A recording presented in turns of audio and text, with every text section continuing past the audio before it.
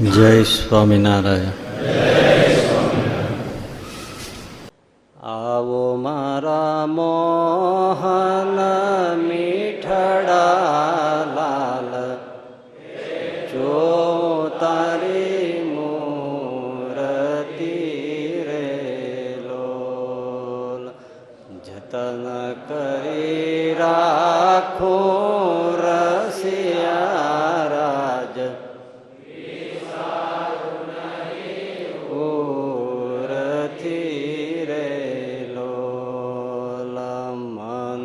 મારો મોહું મોહન લાલ, આ ઘડલીની વાત મારે લોલ.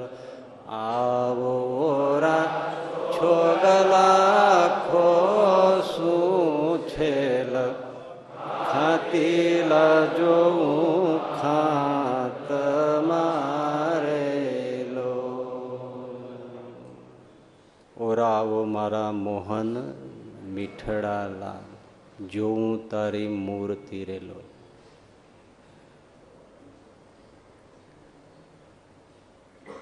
પ્રેમાનંદ સ્વામી શ્રીજી મહારાજને મીઠડા કહે છે. બહુ જ મીઠા છો. તો શ્રીજી મહારાજ જોતાની સાથે જ, મળતાની સાથે કેમ બધાને મીઠા લાગતા હતા? સ્વાભાવિક છે, આપણને ઘણા માણસો સહજ રીતે ગમે અને ઘણા સ્વાભાવિક ન ગમે, એના લક્ષણો હોય. તો એની આપણે આગલા પ્રવચનમાં થોડી વિચારણા કરી હતી કે સ્વાભાવિક કોઈનો ચહેરો રૂપ સુંદર હોય, મધુર અવાજ હોય, ઉદાર સ્વભાવ હોય, હેતાળ હોય, નિષ્કપટ હોય, સરળ હોય, ઘમંડી ના હોય, પ્રામાણિક હોય, ધાર્મિક ભાવના હોય, સત્પુરુષો સજ્જનોની સોબત ગમતી હોય, આવા લક્ષણો હોય તો સ્વાભાવિક એ વ્યક્તિ આપણને પહેલે જ ધડાકે ગમી જાય.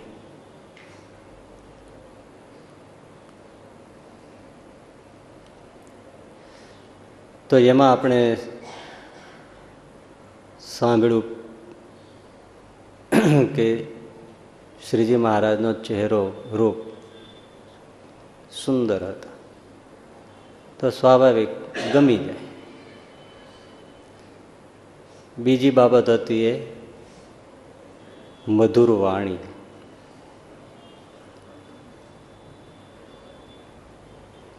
વાણી સુંદર હોય તો સ્વાભાવિક ગમે.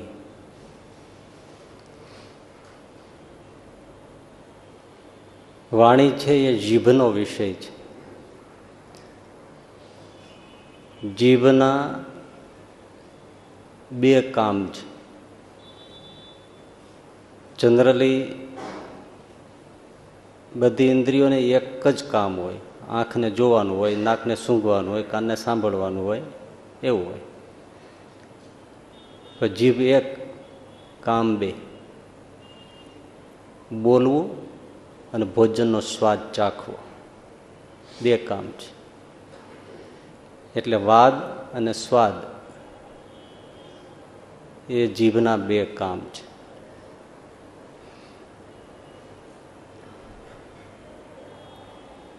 સંસ્કૃત સાહિત્યમાં સંસ્કૃત કવિએ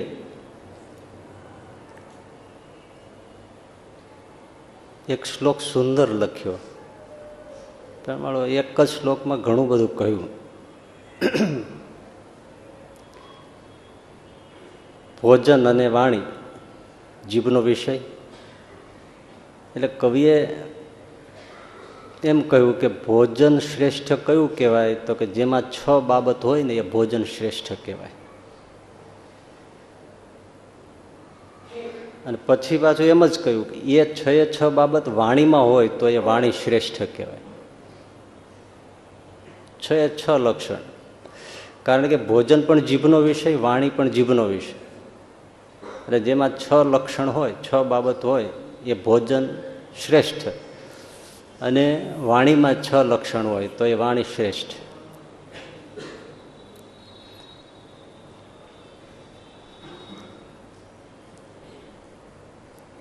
શ્લોક આ રીતે છે: હિતમ મિતમ પ્રિયમ સ્નિગ્ધમ મધુરમ પરણામી યત ભોજનમ વચનમ ચાપી યુક્તમ ઉક્તમ પ્રશસ્યતે. આટલા લક્ષણ હોય એ ભોજન ઉત્તમ અને આટલા લક્ષણ હોય એ વાણી ઉત્તમ. હિતમ, હિતકારી ભોજન હોય એ શ્રેષ્ઠ. શરીરને હિતકારી એટલે પથ્ય ભોજન તો એ શ્રેષ્ઠ ભોજન કહેવાય. બ્રેડ ને બિસ્કીટ ને પીઝા ને જે બધું મળતું હોય છે અને તળેલી ફરસાણ ને જંક ફૂડ ને ફાસ્ટ ફૂડ ને મેગીન ફેગીન બધું જે બધું જમવામાં બધી ચટપટી, પણ શરીર માટે હિતકારી નથી, પથ્ય નથી. સાદું ભોજન, રોટલી દાળ ભાત શાક ફળ ફૂલ દૂધ દહીં છાશ આ બધી વસ્તુઓ, ચૂરમું લાપસી શીરો પૂરણપોળી એ બધી અમુક મીઠાઈઓ પણ પથ્ય છે. પણ આ ગુલાબ જાંબુ એ બધું તળી તળીને ઢૂસા કાઢી નાખે. સીધી સાદી વસ્તુઓ એ શરીર માટે હિતકારી છે.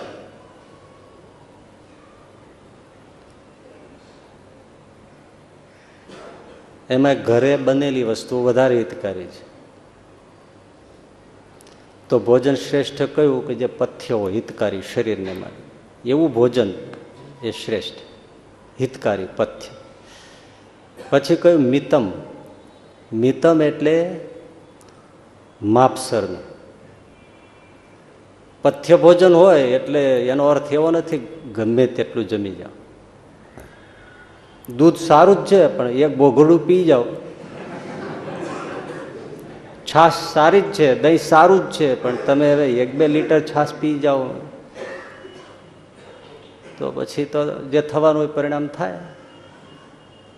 દહીં સારું હોય પણ માપે જમો તો સારું, પણ હવે તમે ભાડ્યું જ ન હોય એવી રીતે જમો તો રોગ કરવાનું જ છે ને.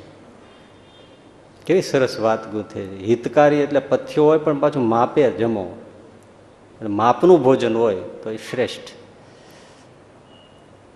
ત્રીજું કહ્યું પ્રિયમ. પ્રિય એટલે મનને ગમતું હોવું જોઈએ. હવે ઘણાને ગુવારનું શાક દીઠું ગમે નહીં, ઘણાને ભીંડા જોયા ના ગમે, ઘણાને કારેલા જોયા ના ગમે. આમ એ છે હિતકારી, પણ હવે ઘણા નથી ફાવતું તો પછી તમે એને આપો તો પછી નહીં મજા આવે. ઘણા લોકો બસ બટેટા જ ખાય, લીલોતરી શાક એને ન ગમે તો એ પાછું યોગ્ય નથી, એ પાછું અપથ્ય થઈ ગયું. લીલોતરી શાકભાજી ખાવા જોઈએ, એકલા બટેટા કે કઠોળ ઠીક નથી. પણ એમાં જે ગમતું હોય એવું ભોજન હોય.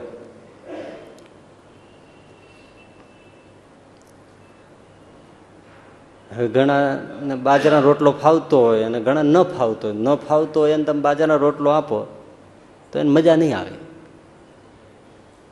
તેને રોટલી શાક જોઈએ. એટલે પ્રિય હોય ભોજન, હિતકારી, માપસરનું અને મનને ગમતું. મનને ભાખરી શાક જો આપણને ગમતું પ્રિય ભોજન હોય, ભયો ને ભાખરી શાક ને છાશ કંઈ ના જોઈએ. હિતકારી, માપસરનું, પ્રિય, સ્નિગ્ધમ. સંસ્કૃતમાં સ્નિગ્ધ પદાર્થ એટલે ઘી. ભોજનમાં થોડું ઘી હોવું જોઈએ.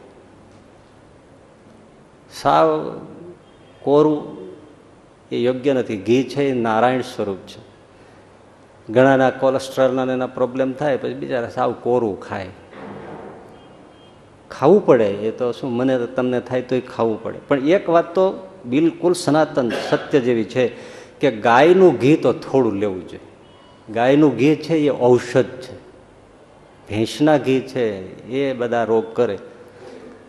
આપણે આયુર્વેદ શાસ્ત્રમાં તો વાંચ્યું હોય, પણ આ સ્ટર્લિંગને આ બધી હોસ્પિટલ નજીક રહી ને તે ક્યારેક કોઈ ઓળખીતા હોય તો એને હાર્ટનો બાયપાસ કર્યું હોય, એવું બધું પ્રોબ્લેમ હોય ને ઓપરેશન થયું હોય તો ડૉક્ટર શું કહે, શુદ્ધ ગાયનું ઘી હોય ને, ગાયનું શુદ્ધ ઘી એનો બનાવેલો થોડોક શીરો જમજો, નહીંતર એને અપાય. આપણે ગાયને શાસ્ત્રોમાં ઋષિ અમથી માં કહી છે, વિચાર કરો તમે. ગૌ માતા, એનો પેશાબ પીવાય, છાણમાં જવ નીકળ્યા હોય, ઘઉં નીકળ્યા હોય તો ખવાય, પંચગવ્યોનો ઔષધ થાય, બધી વસ્તુઓ. નહીંતર કોઈનો પેશાબ તે કંઈ પીવાતો છે. અને એ દેવતાઓને અભિષેક થાય, ઠાકોરજીને ગૌમૂત્રનો અભિષેક થાય. હવે એ કેટલું ઔષધ છે. આજે ગવામૃત અર્ક ઉપર કેટલા સંશોધનો થયા, વિજ્ઞાને સાબિત કર્યું કે ઋષિઓએ કહેલું એ પરમ સત્ય છે કે ગૌ માતા છે. તો એટલે ગાયનું ઘી થોડું, ભોજનમાં થોડું ઘી હોવું જોઈએ, પણ એ શુદ્ધ હોવું જોઈએ ને ગાયનું હોય તો વધારે સારું. પછી મધુર ભોજન, મધુર હોવું જોઈએ. મધુર એટલે સ્વાદુ. આમ તો જો કે એમની દ્રષ્ટિએ, લખનાની દ્રષ્ટિએ કંઈક મિષ્ટ હોવું જોઈએ, કાંઈક ગળો મીઠાઈ હોવી જોઈએ, એમ ભોજનમાં થોડાક એકાદ પીસ હોવો જોઈએ, એવું એમનું કહેવું છે.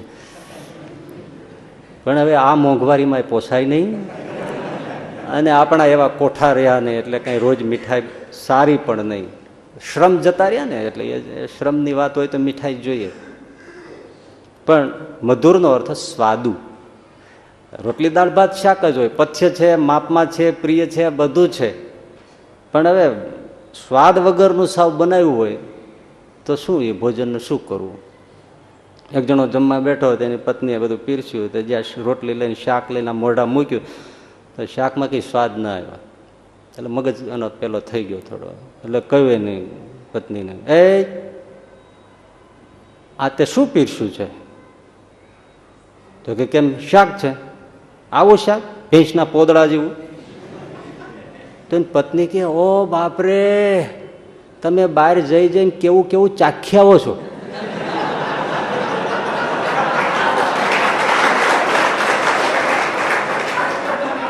ભેંસનો પોદળો આવો હોય એ તમને ખબર કેમ પડી ચાખ્યા?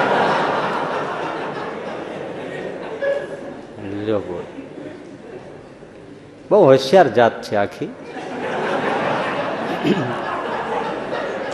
એ ફસાય નહીં, તમને ફસાવી દે.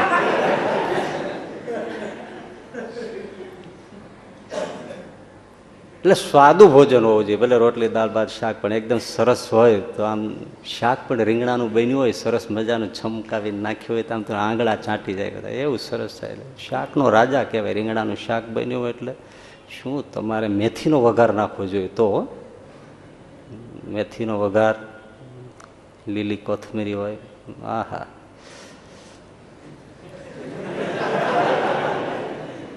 તો સ્વાદુ ભોજન હોવું છે, સ્વાદ. અને પરિણામી, એનું કંઈક પરિણામ મળવું જોઈએ, એટલે કે પોષણકારી હોવું જોઈએ. હવે આજે જે બધા ભોજનો છે અને જે ખોરાક બચ્યા છે, બાજરાનો રોટલો તો કોણ જાણે, હવે તમે ખાવ અસલ. લોકો લોક સાહિત્યમાં રમતમાં કહેતા કે ખોળનો બટકો ખાતા હોય એવું લાગે. હકીકતમાં આજે બાજરાનો રોટલો ખોળ ખાતા હોય ને એવો જ લાગે. સ્વાદ જતો રહ્યો, કેમ? પોષણ વયું ગયું. પોષક તત્વો છે જ નહીં, મીઠાશ ક્યાં છે? ક્યાંક ક્યાંક કોઈ પ્રદેશ વખણાય છે, જાફરાબાદ ને આનંદ તેના, એને તમે બાજરા લાવો કેવો. તમે ઘણા વર્ષ પહેલા ભાવનગર ગયા હતા તો ત્યાં બાજરો આવ્યો હતો એક હરિભગતભાઈને ત્યાં, ત્યારે પાછો આપણને ખ્યાલ આવ્યો કે આજે પહેલા જમતા એ બાજરો છે. એમાં મીઠાશ હોય, પોષણ જતું રહ્યું. પરિણામી એટલે પોષણ કરતા ભોજન હોવું જોઈએ. અને અધૂરામાં પૂરું શું છે? આજની એવી ભોજન બનાવવાની રીત આ બુક્સમાંથી વાંચી વાંચીને, છાપાઓમાંથી વાંચી વાંચીને એવી અજમાયશ કરતા હોય છે બનાવનારા જે કોઈ હોય તે, કે પોષણ મૂલ્યો મારી જ નાખે. ભાત હોય ચોખા તો એને બાફે બરાબર પકાવે અને પછી ઓસાવી નાખે. જે બધું પોષણ મૂલ્ય છે ને એ બધું ઓસામણમાં જ છે. પછી તો ડૂચો વધે. હવે ડૂચો ખાવાનો અને પેલું બધું ગટરમાં નાખી. હંમેશા ભાત બેઠો જ હોવો જોઈએ. બેઠો એટલે ખીચડીની જેમ, પણ એ લોચો લાગે ને એટલે કોઈ મુરબ્બીઓને ભાવે નહીં, ફાવે નહીં. આમ છૂટો હોય એમાં તો બાફે ઓછાવે, પછી એમાં થોડું તેલનો છાંટો નાખે, થોડું નમક નાખે, ઘણા બીજું કંઈક નાખે, એટલે એકદમ છૂટો દાણો દાણો થઈ જાય એમ. અને એમાં વળી ગાજરની કટકી નાખે ને લીલા વટાણા નાખે ને પણાળું નાખે ને તેલ નાખે ને પછી આમ તમારે લાગે તેમ લાગે, બસ સારું લાગવું જોઈએ. પછી ભલે 3 વાર જવું પડે પણ સારું લાગે. ભાત બેઠો હોવો જોઈએ, અને બેઠો ના કરો, તમને કદાચ એવું લાગતું કે બેઠો નથી, તો એ ઓસામણને દાળમાં નાખી દેવું જોઈએ, તો દાળનો સ્વાદ બદલી જાય છે. દાળ ઓલા જેવી તો ના જ રહે, એનો સ્વાદ બદલી જાય. એના કરતાં બેઠો જ ભાત રાખવો જોઈએ. અને એકદમ પોલિશ્ડ ભાત, પણ બધાને દેહરાદૂન બાસમતી એકદમ પોલિશ કરીને કર્યો હોય ને એવો જ. હવે એ તો ઉપરનું બધું જ કાઢી નાખ્યું હોય. તમને ખબર છે, આ જે ભાત ડાંગર છે એની ફોતરીમાંથી તેલ કાઢે છે, અને એ તેલ આરોગ્ય માટે ઉત્તમ ગણવામાં આવે છે, અને બજારમાં મળે છે. એ તત્વો બધા એમાં હોય છે, પોષક તત્વો. બટેટાની છાલ અને એની નીચે જ બહુ પોષક તત્વો હોય છે. બાફે અને બધું પાણી ગટરમાં નાખી દે, પછી છાલ ઉખેડીને નાખી દે, પછી જે વધે એ વઘારે બરાબર, પછી જમે. શું જમવાનું એમાં? છાલ સહિત બટેટા એમ જ બાફીને અને વઘારીને એમ જ વઘારીને ચડી જાય, એ જ શાક ઉત્તમ. ન આવડતું હોય તો મને કયો.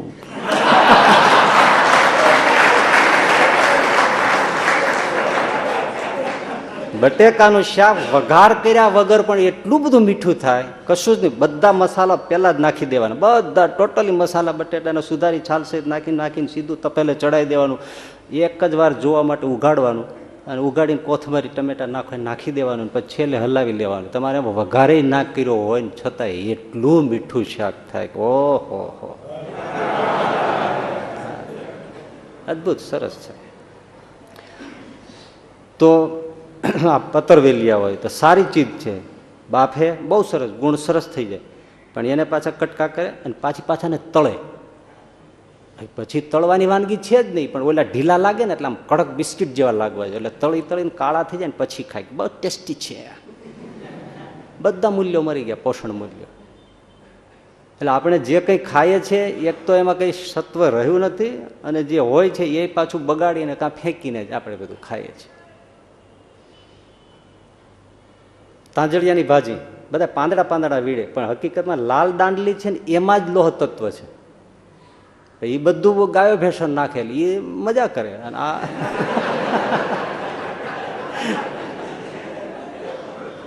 એમાં જે લાલ હોય છે એ જ લાલ, એ જ સત્વ છે. બીટ છે એ લાલ છે એકદમ, આમ જુઓ તો એક સ્વરૂપમાં રક્ત જેવું લાગે છે ને, એની અંદર લોહ તત્વ ભરપૂર છે. પણ ઘણાને બીટ ફાવે નહીં. એટલે આ બધી વસ્તુઓ જે પોષણ મૂલ્યોવાળી હોય એ ખાવી જોઈએ. અને ભાઈ સાહેબ, ફ્રૂટ્સનું આપણે વખાણ કરવા જાય, એકેય ફ્રૂટ્સ અસલી પાકમાં મળતું જ નથી. બધા જ કાર્બનમાં નાખી કાર્બોરેટ નાખી. પપૈયા જો, પપૈયા તો પેલા જે મળતા હવે મળે છે જ ક્યાં? મુંબઈમાં ક્યાંક મળતા હોય તો સારું, વળી એમાં કંઈક લાલ નાના મળતા, એ મળતા જ. પણ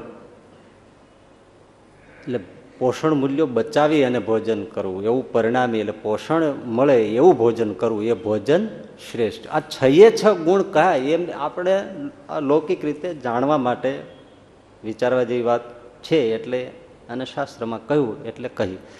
પણ પછી જે કહ્યું કે 6 લક્ષણ વાણીમાં હોય તોય વાણી ઉત્તમ છે. હિતકારી વાણી કોઈ બોલે તો એ વાણી શ્રેષ્ઠ. બોલો ભલે, પણ કેવું બોલવાનું? બીજાનું હિત થાય એવું બોલવું. બીજાના હિત માટે બોલે એ વાણી ઉત્તમ. ભાઈ કેવી વાત કરી, હિતકારી બોલવું. સોક્રેટિસ બેઠા હતા તે એનો એક જણો આવ્યો, એનો પરિચિત હતો. આવીને કહ્યું, સાહેબજી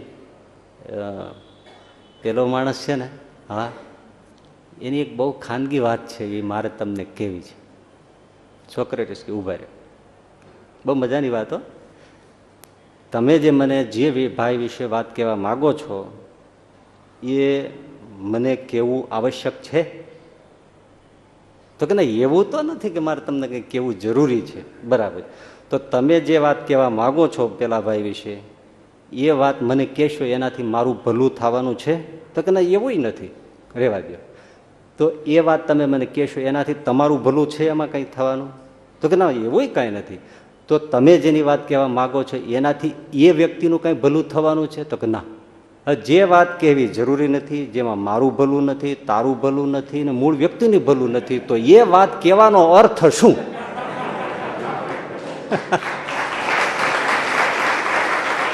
આપણે વિચારો કે કેટલું બધું સોક્રેટિસે કહી દીધું. મોટા ભાગનું આપણે કેવું બોલીએ છીએ, બોલ, જેમાં કોઈનું ભલું ન હોય એવું જ આપણે બોલીએ છીએ.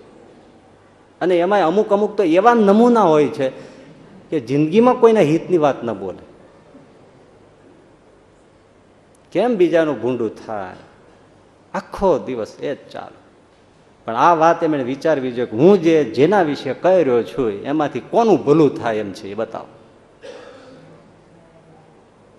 પણ આ વાત જેને સ્વભાવ પડી ગયો છે ને, બીજાનું ખરાબ જ બોલવું, ભૂંડું જ બોલવું,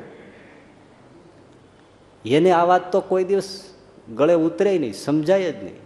એને એમ જ થાય કે આ હું તો ભલા માટે જ કહું છું. એ વાત સમજવા માટે પણ બુદ્ધિમાં વિશુદ્ધિ હોવી જોઈએ. એક નગરમાં એક જણાએ કંઈક ભૂલ થઈ ગઈ, એટલે ત્યાંના બધા સૈનિકો હતા એમણે એને પકડી લીધો. એ માણસ પરદેશી હતો, એટલે સ્વાભાવિક છે એને આ નગરના કઈ નિયમોની અમુક ખબર ના હોય, તો એનાથી ભૂલ થઈ ગઈ. તો સૈનિકો પકડીને કચેરીમાં ઊભો કરી દીધો. તો સમ્રાટ ઊભા બેઠા હતા, એમણે બધું સાંભળ્યું. પ્રદેશી હતો, આ દેશની ભાષા પણ બહુ ઓછી જાણતો હતો, થોડું ઘણું કદાચ જાણતો હોય ન જાણતો હોય. તો પેલો પ્રસંગ સાંભળી અને રાજાએ તરત ફાંસીનો હુકમ આપી દીધો. થોડું ઘણું આ દેશની ભાષા જાણતો હશે, આને થઈ ગયું, ખ્યાલ આવી ગયો કે મને ફાંસીનો હુકમ સંભળાવી દીધો છે. એક નાનકડી વાતમાં કે જે દેશમાં હું કંઈ ઈરાદાથી ભૂલ કરી નથી ને હું કાંઈ આના કાયદા જાણતો નથી હોતો, છતાંય આવું. પણ જેવો ફાંસીનો હુકમ આપ્યો એટલે હવે તો મરણિયો થઈ ગયો ને હતા, અને એ રાજાશાહી એમાંથી બોલાતું હતું નહીં. એક દ્રષ્ટિએ લોકશાહીને ગમે તેટલી ગાળો દો ને તો આજે તમે રાષ્ટ્રપતિની પણ ટીકા કરી શકો છો, વડાપ્રધાનને તમે ગમે એવા ટીકા કરી શકો, એના સામે જુલુસ કાઢી શકો, એને થપ્પડ મારી શકો.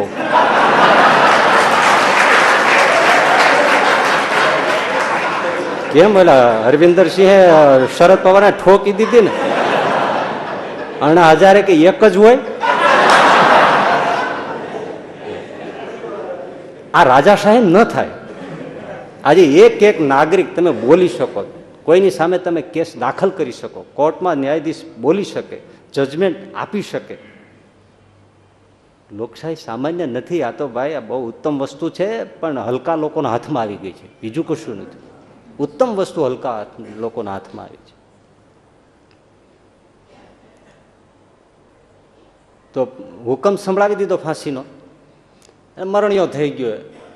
જોખ્યા વગરની ગાળ્યો દીધી પોતાની ભાષામાં. એને આ ભાષા તો બીજી આવડતી નહોતી, પોતાને દેશની ભાષા આવડતી હતી. એ ભાષાની અંદર બહુ સરસ પ્રસંગ છે. એવી એના પૂર્વજોને વડવાઓ જે યાદ આવે ઝપટમાં આવી બધાને ગાળો દીધી. એ તો કોઈ જાણતા નહોતા આ ભાષા. આપણે વિશ્વામિત્ર પંડિતજી અયોધ્યાથી ભણાવવા માટે રાજકોટમાં પહેલા વહેલા જયારે આવેલા, ત્યારે અમારા હરિપ્રસાદ સ્વામી એમ કે શીરોને એવું બનાવ્યું હોય ત્યારે પેલા કે હવે બુડથલ ખાઈ લે ને, એટલે ઓલો એને બુડથલની ખબર પડે નહીં. ઉત્તર પ્રદેશના સંસ્કૃત હિન્દી ભાષા જાણનારા બુડથલ શબ્દને ખબર પડે નહીં. તો એ શું કે ક્યા સ્વામીજી મુझे પ્યાર સે બુલાતે હૈ. એટલે અમે બધા હસીએ કે જો તને ખબર પડે ને તો તું ઊભો જ થઈ જા. એટલે એવી એને ગાળો દીધી પેલા રાજાને, અને ભાષા તો કોઈ જાણતું નહોતું. એટલે રાજાને એમ થયું કે આટલું આટલું ઉછળી ઉછળીને બોલે છે તો આ શું કહે છે. એટલે એક એને બહુ વિદ્વાન મંત્રી હતો, એની સામે જોયું, આમ બાજુમાં જ બેઠા હતા, આ શું કહે છે. એ મંત્રી એ ભાષા જાણતો હતો. એમણે કીધું મહારાજ સાંભળો, એ શું કહે છે કે એ એમ કહે છે કે મારે આ દેશમાં આવવાનું થયું, મારા કર્મ સંજોગ, હું આવી ચડ્યો, મારાથી ભૂલ થઈ, અને ભૂલ થાય એટલે કાયદા પ્રમાણે તમે મને ફાંસીની સજા નાખી. એટલે એ પોતે પોતાની જાતને ગાળો દે છે કે હું આવો દુષ્ટ છું, આવો અધમ છું, આવો પાપી છું, કે મેં આ નગરના કાયદા ન જાણ્યા. આવા દેવ જેવા રાજા, દેવ જેવા એના પૂર્વજો, દેવ જેવી પ્રજા, દેવ જેવા મંત્રી સભો, આ બધા, અને સમ્રાટનું ભલું થજો, આ રાજ્યનું ખૂબ ભલું થજો, રાજાની વંશવૃદ્ધિ થજો, એને ભગવાન ખૂબ પ્રસન્ન થશે, એનું ખૂબ ભલું થાય, એની પ્રજા તંતુઓ ખૂબ વિસ્તાર પામે, રાજ્યનો ખૂબ વિસ્તાર થાય. એ તમને આશીર્વાદ દે છે ને પોતાને કોષે છે ને ગાળો દે છે. એ ફાંસી કી સજા કેન્સર ને બંધ કરી દીધું, હુકમ રદ કર્યો. ખુશ થઈ ગયો રાજા. એ કે આટલું એને માથે આપણે કર્યું, ફાંસીની સજા આપી, તોય આટલો એમ કે આપણા ઉપર આમ રાજીપો આશીર્વાદ વરસાવે. સજ્જન માણસ છે. હુકમ રદ, અભયદાન છે, જીવતદાન છે, અને એને ભેટ સોગાદ આપો, અને બાદ એને એના નગરમાં જવા માટે અનુમતિ આપો. આટલું થઈ ગયું. એક મંત્રી બીજો પણ બેઠો હતો, એ આ ભાષા જાણતો હતો. એટલે એ તરત ઉભો થયો, અંદાતા માફ કીજીયો, પણ જે મંત્રીએ તમને એનું અર્થઘટન ઇન્ટરપ્રિટેશન કરી આપ્યું છે એ તદ્દન ખોટું છે. એ ભાષા હું પણ જાણું છું. હા, એમણે તમને ખોટું કહ્યું છે.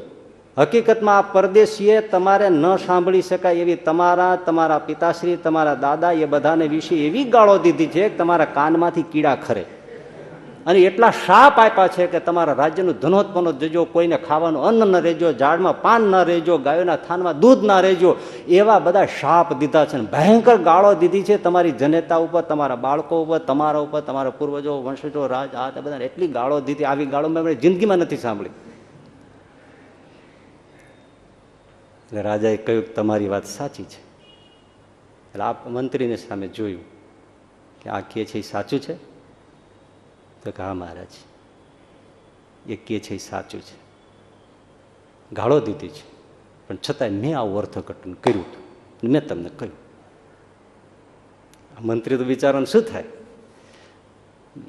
પણ સમ્રાટે જો મજાની વાત છે. સમ્રાટે કહ્યું પેલા મંત્રીને, તમે જે કહ્યું કે એને ગાળો દીધી છે એ વાત તમારી સાચી, પણ હું તમારું અર્થઘટન માનું તો આ પરદેશીનું એમાં ભલું છે? તો કે ના. એને હું ફાંસી આપી દઉં તો એમાં મારું ભલું છે? તો કે ના. એને હું ફાંસી આપી દઉં તમારા કહ્યા પ્રમાણે તો તમારું ભલું છે? તો કે ના. તો આ મંત્રી અર્થઘટન કર્યું એમાં અમારે ત્રણેયનું ભલું છે, માટે એ સાચું છે.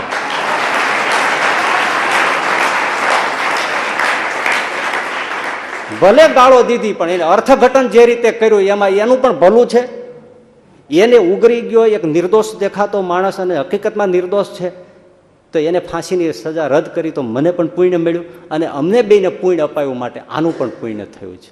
ત્રણેયનું ભલું થયું, જેના ઉપર ભગવાન અને બધા રાજીઓ થાય, અમારા પૂર્વજો પણ રાજી થાય, અમારા ખાતામાં એક સત્કર્મ નોંધાય, અને તારા કહેવાથી આપણને ત્રણેયનું પાપ જ લાગે. એ જ વાત વ્યાસજીએ મહાભારતમાં કહી છે કે હિત અને સત્ય કોને કહેવાય, કે યદભૂત હિત મત્યંતમ એતત સત્યસ્ય લક્ષણમ.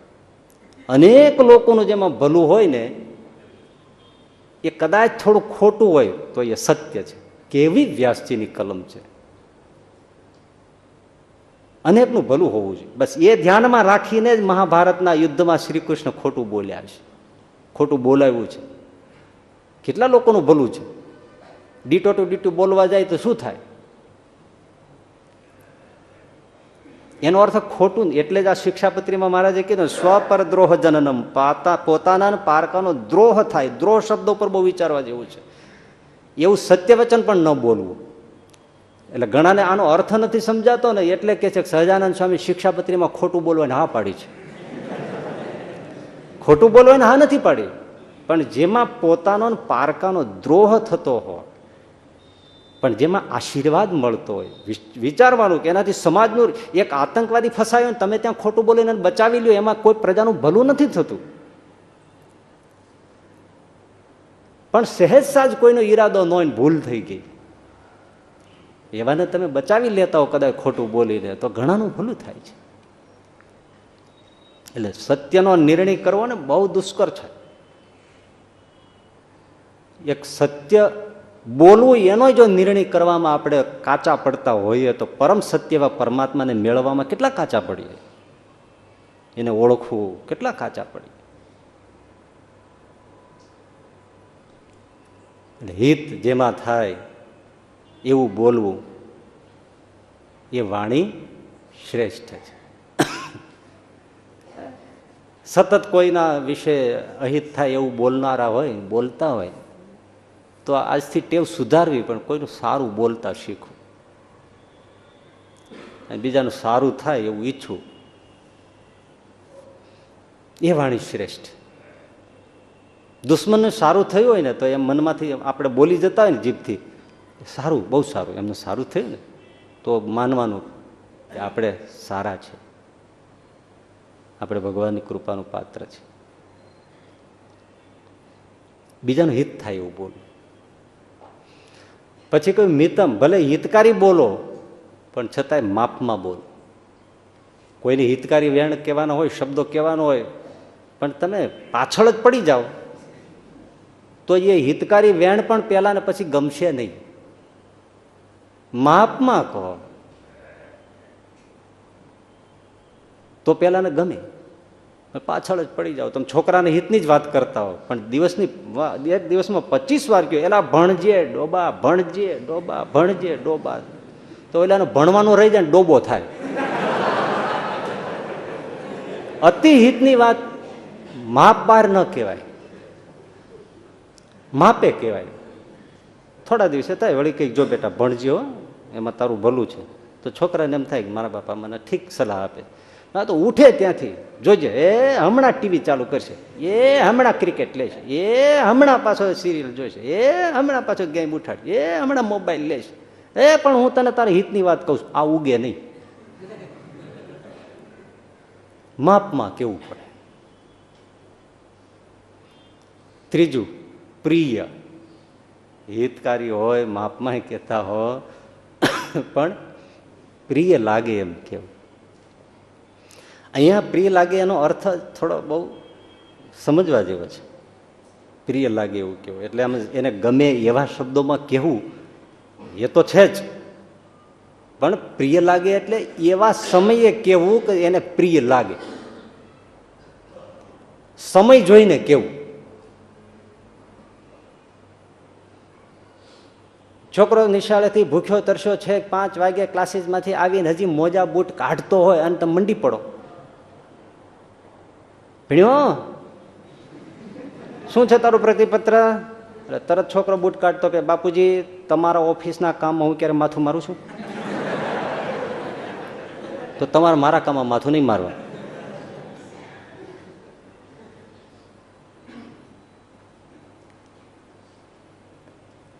સમય જોઈને કહેવાય. એક ભિક્ષુ હતા, એટલે બૌદ્ધ સાધુ, એક જણાને ઉપદેશ આપતા હતા, ધર્મનું આચરણ કરો, સત્યનું આચરણ કરો, ધ્યાન ધારણા કરો, પંચશીલનું પાલન કરો. પેલો એક શબ્દ કાને જ ધરે નહીં, કઈ રિસ્પોન્સ જ આપે નહીં. હા હું કરીશ, આમ છે, તમે બહુ સારું કહો છો, ઠીક કહો છો, કઈ જ નહીં.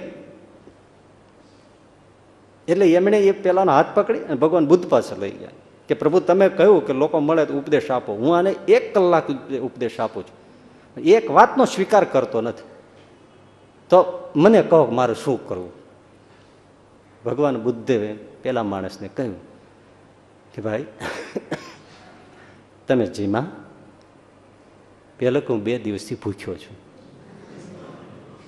ભગવાન બુદ્ધ કે આને પેલા ભોજનની જરૂર છે. ભગવાન બુદ્ધ ગયા, ભોજન મંગાવ્યું, પેલા એને પ્રેમથી પાસે બેઠા, એને જમાડ્યો, પાણી પાયું, આરામથી વાતો કરી અને પછી એને કહ્યું ધર્મની વાત. એકદમ હર્ષથી સ્વીકારવા માંડ્યો. ત્યારે ભિક્ષુની સામે જોઈને કહ્યું, જોઈ સમય જોઈને ઉપદેશ અપાય છે તો હિતની જ વાત, પણ જ્યારે માણસને ભોજનની જરૂર હોય ત્યારે અધ્યાત્મની વાત ન ખોલાય. કયા સમયે શું કેવું? આ તમારે કે કોઈ પણ જગ્યાએ, જે ઘરમાં કે કોઈ સ્થાનમાં ઝઘડા થતા હોય ને એમાં શું છે, સમય વગરનું થતું હોય. પત્ની પતિનો સમય જાણે નહીં, પતિ પત્નીનો સમય જાણે નહીં કે અત્યારે આ વસ્તુ આને કહેવાય કે ન કહેવાય. પેલા ઘરના હોય તે બધા એના મનમાં ગોળાતું જ હોય, મારે કઈ કેવું છે ને આ જોઈએ છે ને તે જોઈએ. હવે પેલો બહારથી કેટલી માથાજી કરીને માંડ માંડ ઘરે આવ્યો હોય કે નિરાતે બેસશું, પાણી વાણી પીશું, ચા પાણી કરશું, આ કરશું તે કરશું, નિરાતે પછી ત્યાં તો આવીને લાગી પડે, આ નથી ને તે નથી ને ફલાણું નથી ને મારા ભાઈનો ફોન હતો ને મારી બાનો ફોન હતો ને એને હમણાં અહીં આવવું છે ને પછી ડ્રાઇવિંગમાં જવું છે ને ફલાણે જવું છે ને ફનેરી રિપબ્લિકમાં જવું છે ને મહેસાણા વોટર પાર્કમાં જવું છે ને ફલાણે જવું છે ને પેલો પણ શું મંડી પડી છો તું. હા, તમને જયારે કહ્યા ત્યારે તમારે ગમે જ નહીં. અમારી બાની વાત કાઢીએ એટલે તમને કડવી ઝેર લાગે, મારા ભાઈની વાત કાઢે ત્યારે તમને ગમે જ નહીં.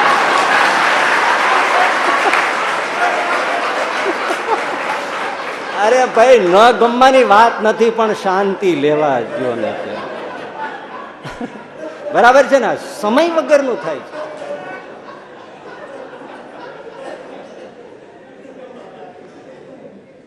એટલે સમય જોઈને, અવસર જોઈને.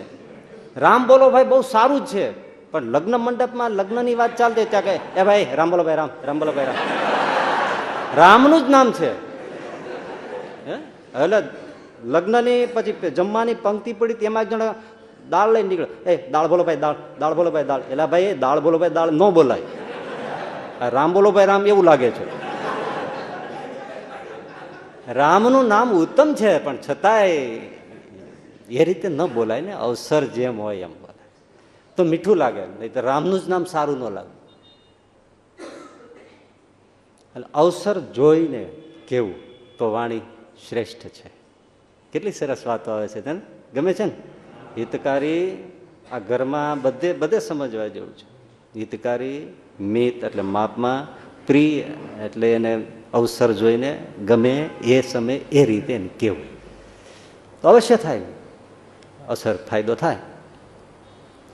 સ્નિગ્ધ, સ્નિગ્ધનો સંસ્કૃતમાં અર્થ છે સ્નેહ. એટલે જે કેવું હેતથી કેવું. બહુ ઊંડેથી તપાસ્યો ને તો 99% આપણે કોઈને કહેતા હોઈએ ને ત્યારે લગભગ આપણો અહંકાર કહેડાવતો હોય છે. આ બહુ મારું પરફેક્ટ નિદાન છે.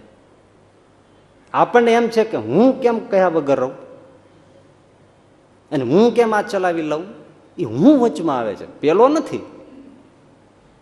પેલાના પ્રત્યે હેત હોય અને આપણે કહેતા હોઈએ એવું લાગતું હોય તો પણ એમ લાગે કે હું એને ન કહું તો કોણ કહે, અને એને મારું ન માને તો એ કોણ માને, એ શું કામ મારું ન માને. બધે આપણો અહમ જ બેઠો હોય છે. પણ એના પ્રત્યે હેતથી કહેવું, સ્નેહથી કહેવું, અંદરની ઊંડી લાગણીથી કહેવું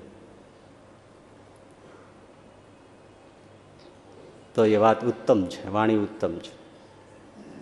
હેતભાવથી કહેવું અને મધુર કહેવું, મધુરતાથી કહેવું. જો મધુર શબ્દ આવ્યો, 5મું લક્ષણ મધુર, મીઠાશથી કહેવું. એટલે આપણે પછી સાહિત્યકારો અને સંતો બધું સમજાવે છે ને કે ભાઈ કોઈની આંખ જતી રહેતી એને એમ ન કહેવાય બાડુ. કવિ દલપતરામે આ વિશે બહુ જ લોકોના આવા સ્વભાવો વિશેનું બધું કાવ્યો લખ્યા છે. ધીરેથી પૂછીએ કેમ ખોયા નેણ.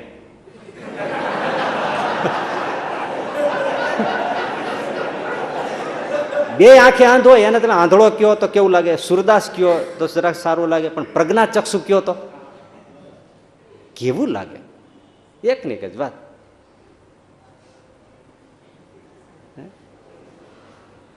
યદા યદા મુંચતી વાક્ય બાણમ તદા તદા જાતિ કુલ પ્રમાણમ. માણસ જયારે બોલે ત્યારે જાતિ અને કુળ બધાનું પ્રમાણ મળી જાય, કઈ જાતિનો છે ને કયા કુળનો છે ખબર પડી જાય.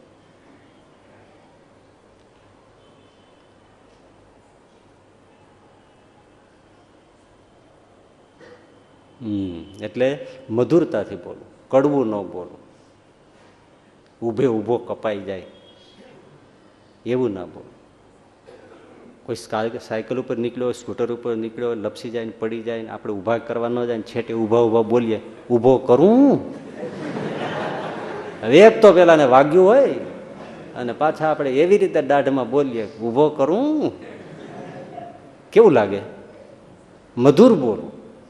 ન જઈ શકીએ તો એ ભાઈ ભાગ્યું તો નથી ને, તોય ઓલાને બિચારે વાગ્યું હોય ને તો અડધું ઓછું થઈ જાય. મધુર કડવું ન બોલો, અને પરિણામી સાર્થક બોલવું. અર્થ એવો કરે અહીં પરિણામીનો, જેનું કંઈ ફળ મળતું હોય તો બોલવું, ફળ ન મળતું હોય તો ન બોલવું. કાંઈ સરે જ ને, અર્થ સરે ને શું કામ બોલવું? અર્થ સરતો હોય તો બોલવું.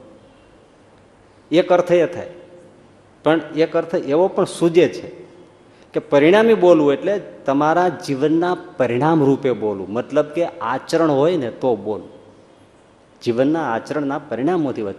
તમે કહેતા હોય કે ભાઈ આમ કરો ને, આજ્ઞા પાળો ને, ભજન કરો ને, ભક્તિ કરો ને, વ્રત કરો ને, આ કરો ને, તે કરો ને, મંદિરે જજો ને, એ બધું બધું કયો, પણ જીવનમાં ન હોય તો એવી વાણી શ્રેષ્ઠ નથી, એ નકામું છે. પોતાના જીવનના પરિપાક રૂપે આચરણમાંથી બોલો, એના પરિણામ રૂપે બોલો તો એ વાણી ઉત્તમ છે. હવે તમે શ્રીજી મહારાજનું જુઓ કે એ મીઠા શા માટેની મધુર વાણી લાગતી હતી. હિતકારી, હિત બોલે. શિક્ષાપત્રી લખે તો શું કે, હું સર્વેના જીવને હિત કરનારી એવી શિક્ષાપત્રી લખું છું. આખું વચનામર ભર્યું છે. શું છે? હિત વચનો જ છે ને. અને પાછા પોતે એમ કે મોટા કૂવામાં કોઈને ઉતારી માથે પથ્થરની શિલા ઢાંકી દે, તેને નીકળવાનો આરો જ ન રહે, તેમ તમે મને માનતા હો અને હું તમને જો તમારા હિતની વાત ન કહું તો એમાં મારું રૂડું શું થાય? પોતે બોલે છે તો મારું એમાં મારું રૂડું શું થાય એમ, હું તમને હિતની વાત ન કહું તો. હિતકારી વેણ બોલ. અને હિતકારી વાણી એટલે સામાન્ય, પોતાની નહીં એમ. નહીતર એક જણાએ દવાની દુકાન ખોલેલી ને પછી દરેક દવા વેચે અને ઉપર લખી જ નાખેલું ફાયદો ન થાય પૈસા પાછા, ફાયદો ન થાય પૈસા પાછા. એટલે એક જણો લઈ ગયો ને 1 મહિને દવા લીધી પણ કઈ એમાં ફાયદો થયો નહીં, તો આવ્યો પાછો, લાવો 500 રૂપિયા, આ તમારી દવા વધી. તો કે કેમ પાછી? તો કે લખ્યું છે ને ફાયદો ન થાય તો પૈસા પાછા. તો ફાયદો ન થાય તો ને, હા તો નથી થયો, મને નથી થયો, તને નથી થયો, મને તો થયો છે ને. આમાં મેં ક્યાં લખ્યું છે કે તને ફાયદો થાય તો? ફાયદો ન થાય તો પૈસા પાછા, મને તો થયો છે ને. કેટલું વેચાઈ ગયું, કેટલી હોશિયારી. પોતાના હિતની વાત તો સૌ બચાવીને જ કરે છે ને, પોતાનું તો સાચવીને જ વાત કરે છે ને. ના, શ્રીજી મહારાજ એમાં સત્પુરુષો પોતાના સ્વાર્થને માટે વાત નથી કરતા. અને જે સ્વાર્થને માટે વાત કરે એ સત્પુરુષ નથી, એ સજ્જન પુરુષ નથી. સત્પુરુષ સજ્જનો એને કીધા ને, બીજાના હિતને માટે પોતે ઘસાઈ જાય, પોતે અગરબત્તીની જેમ સળગી જાય, દીપકની જેમ જીવન કુરબાન કરે. એમ શ્રીજી મહારાજ બીજાના હિતને માટે હિતની વાત કરે. અને કેવી હિતની વાત તમે જો, કોઈ આવે આ ખાંભડા ગામમાં મારે કુંડળથી નીકળીને ખાંભડામાં રોકાયા તો ગામના લોકો આવ્યા હતા, તો એની હિતની વાત કેવી સરસ માંડી.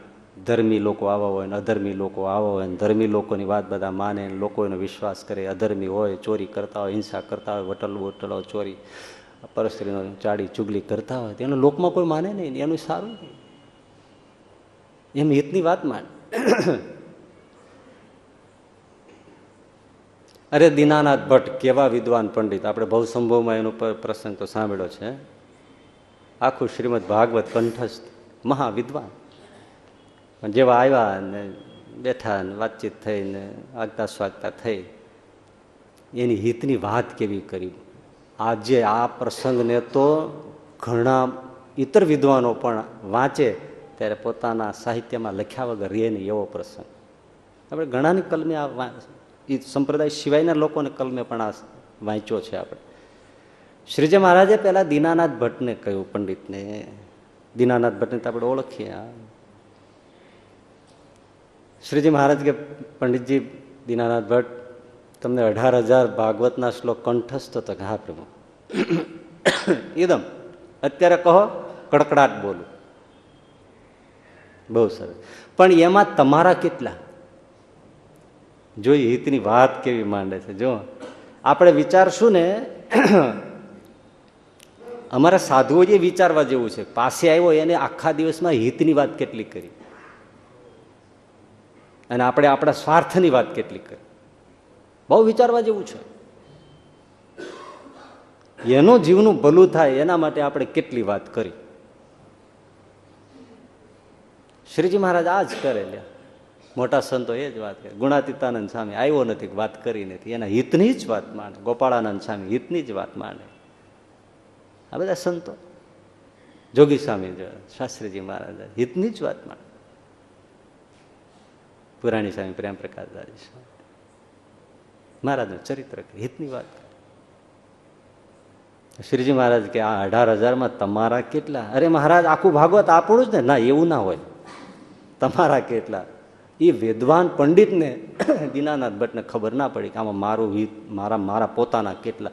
પછી શ્રીજી મહારાજે કહ્યું 2 શ્લોક જ તમારા, 18,000 તમારા નથી. અને એમ કહીને 2 શ્લોક એ વચનામૃતમાં પણ ઉલ્લેખ છે.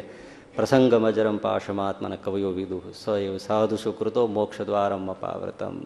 અને બીજો યસ્યાત્મ બુદ્ધિ કુણપે ત્રિધાતુ કે, યસ્યાત્મ બુદ્ધિ કુણપે ત્રિધાતુ કે, એ શ્લોક અદભુત ભાગવતના 2 શ્લોક ગોતીને મહારાજે કહ્યા કે જેવો પોતાના દેહ, સ્ત્રી, પરિવાર, દીકરા એને વિશે હેત છે, એવું હેત જ્યારે સાધુને વિશે થાય ત્યારે મોક્ષનું દ્વાર ખુલ્લું થાય છે. આ એક કહ્યું.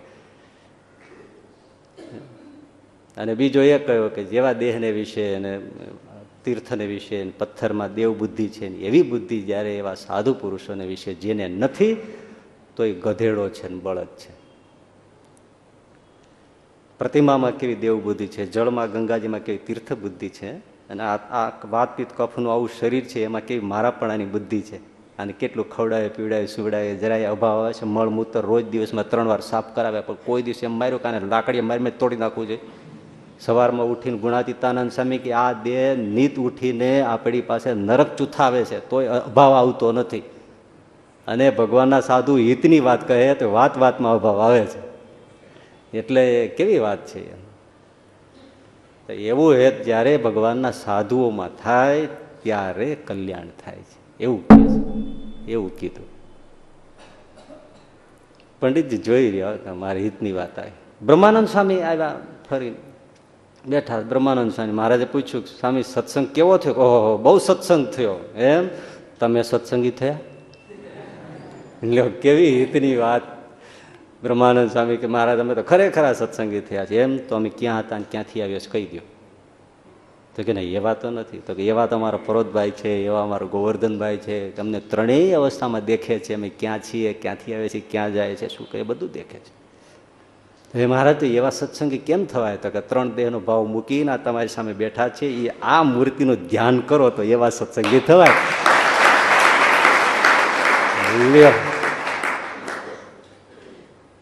બહુ કેવી હિતની વાત. તો બ્રહ્માનંદ સાહેબ કે મહારાજ તો તમે દયા કરો તો આવું બધું થાય. તો મહારાજ એકદમ ઊભા થયા અને જે વસ્ત્ર પહેર્યું હતું કાઢીને દિવ્ય મૂર્તિનું દર્શન આપ્યું. લો જુઓ, જેવા અક્ષરધામમાં છીએ સ્ત્રી પુરુષ લિંગ વિવર્જિત એવું દિવ્ય અમારું વિગ્રહ છે, એવા ને એવા અહીંયા આવ્યા છે. જોજે ક્યાં છે. અને તમે કહો હજી દયા કરીએ? આથી વિશેષ કેવી દયા કરીએ? જેવા છે એવા સામે બેઠા છે. કેવા પ્રસંગો છે. આ બધા હિતની વાત છે. હિત બોલે કેમ મીઠા ન લાગે તમે કહો? દીનાનાથ ભટ્ટ તો પગ પકડી લે ને કે શું વાત કરી નાખી મારે, આટલા વર્ષ મેં ફાંફા માર્યા.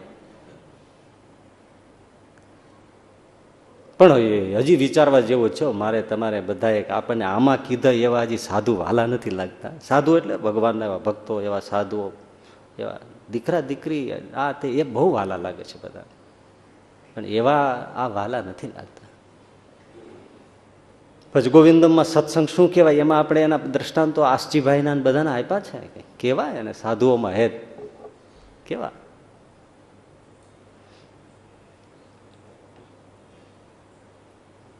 તો હિતકારી બોલે મહારાજ. અને ભાઈ જેટલું છે એટલું તો કહી શકાતું નથી. બાકી એ જેવું હિતનું બોલે છે એવું મને લાગે છે બ્રહ્માંડોમાં સહજાનંદ સ્વામી જેવું હિતકારી કોઈ બોલતું નથી. કોઈ બોલતું નથી. બહુ હિતકારી બોલે છે. મિતમ, પાછું માપમાં બોલે.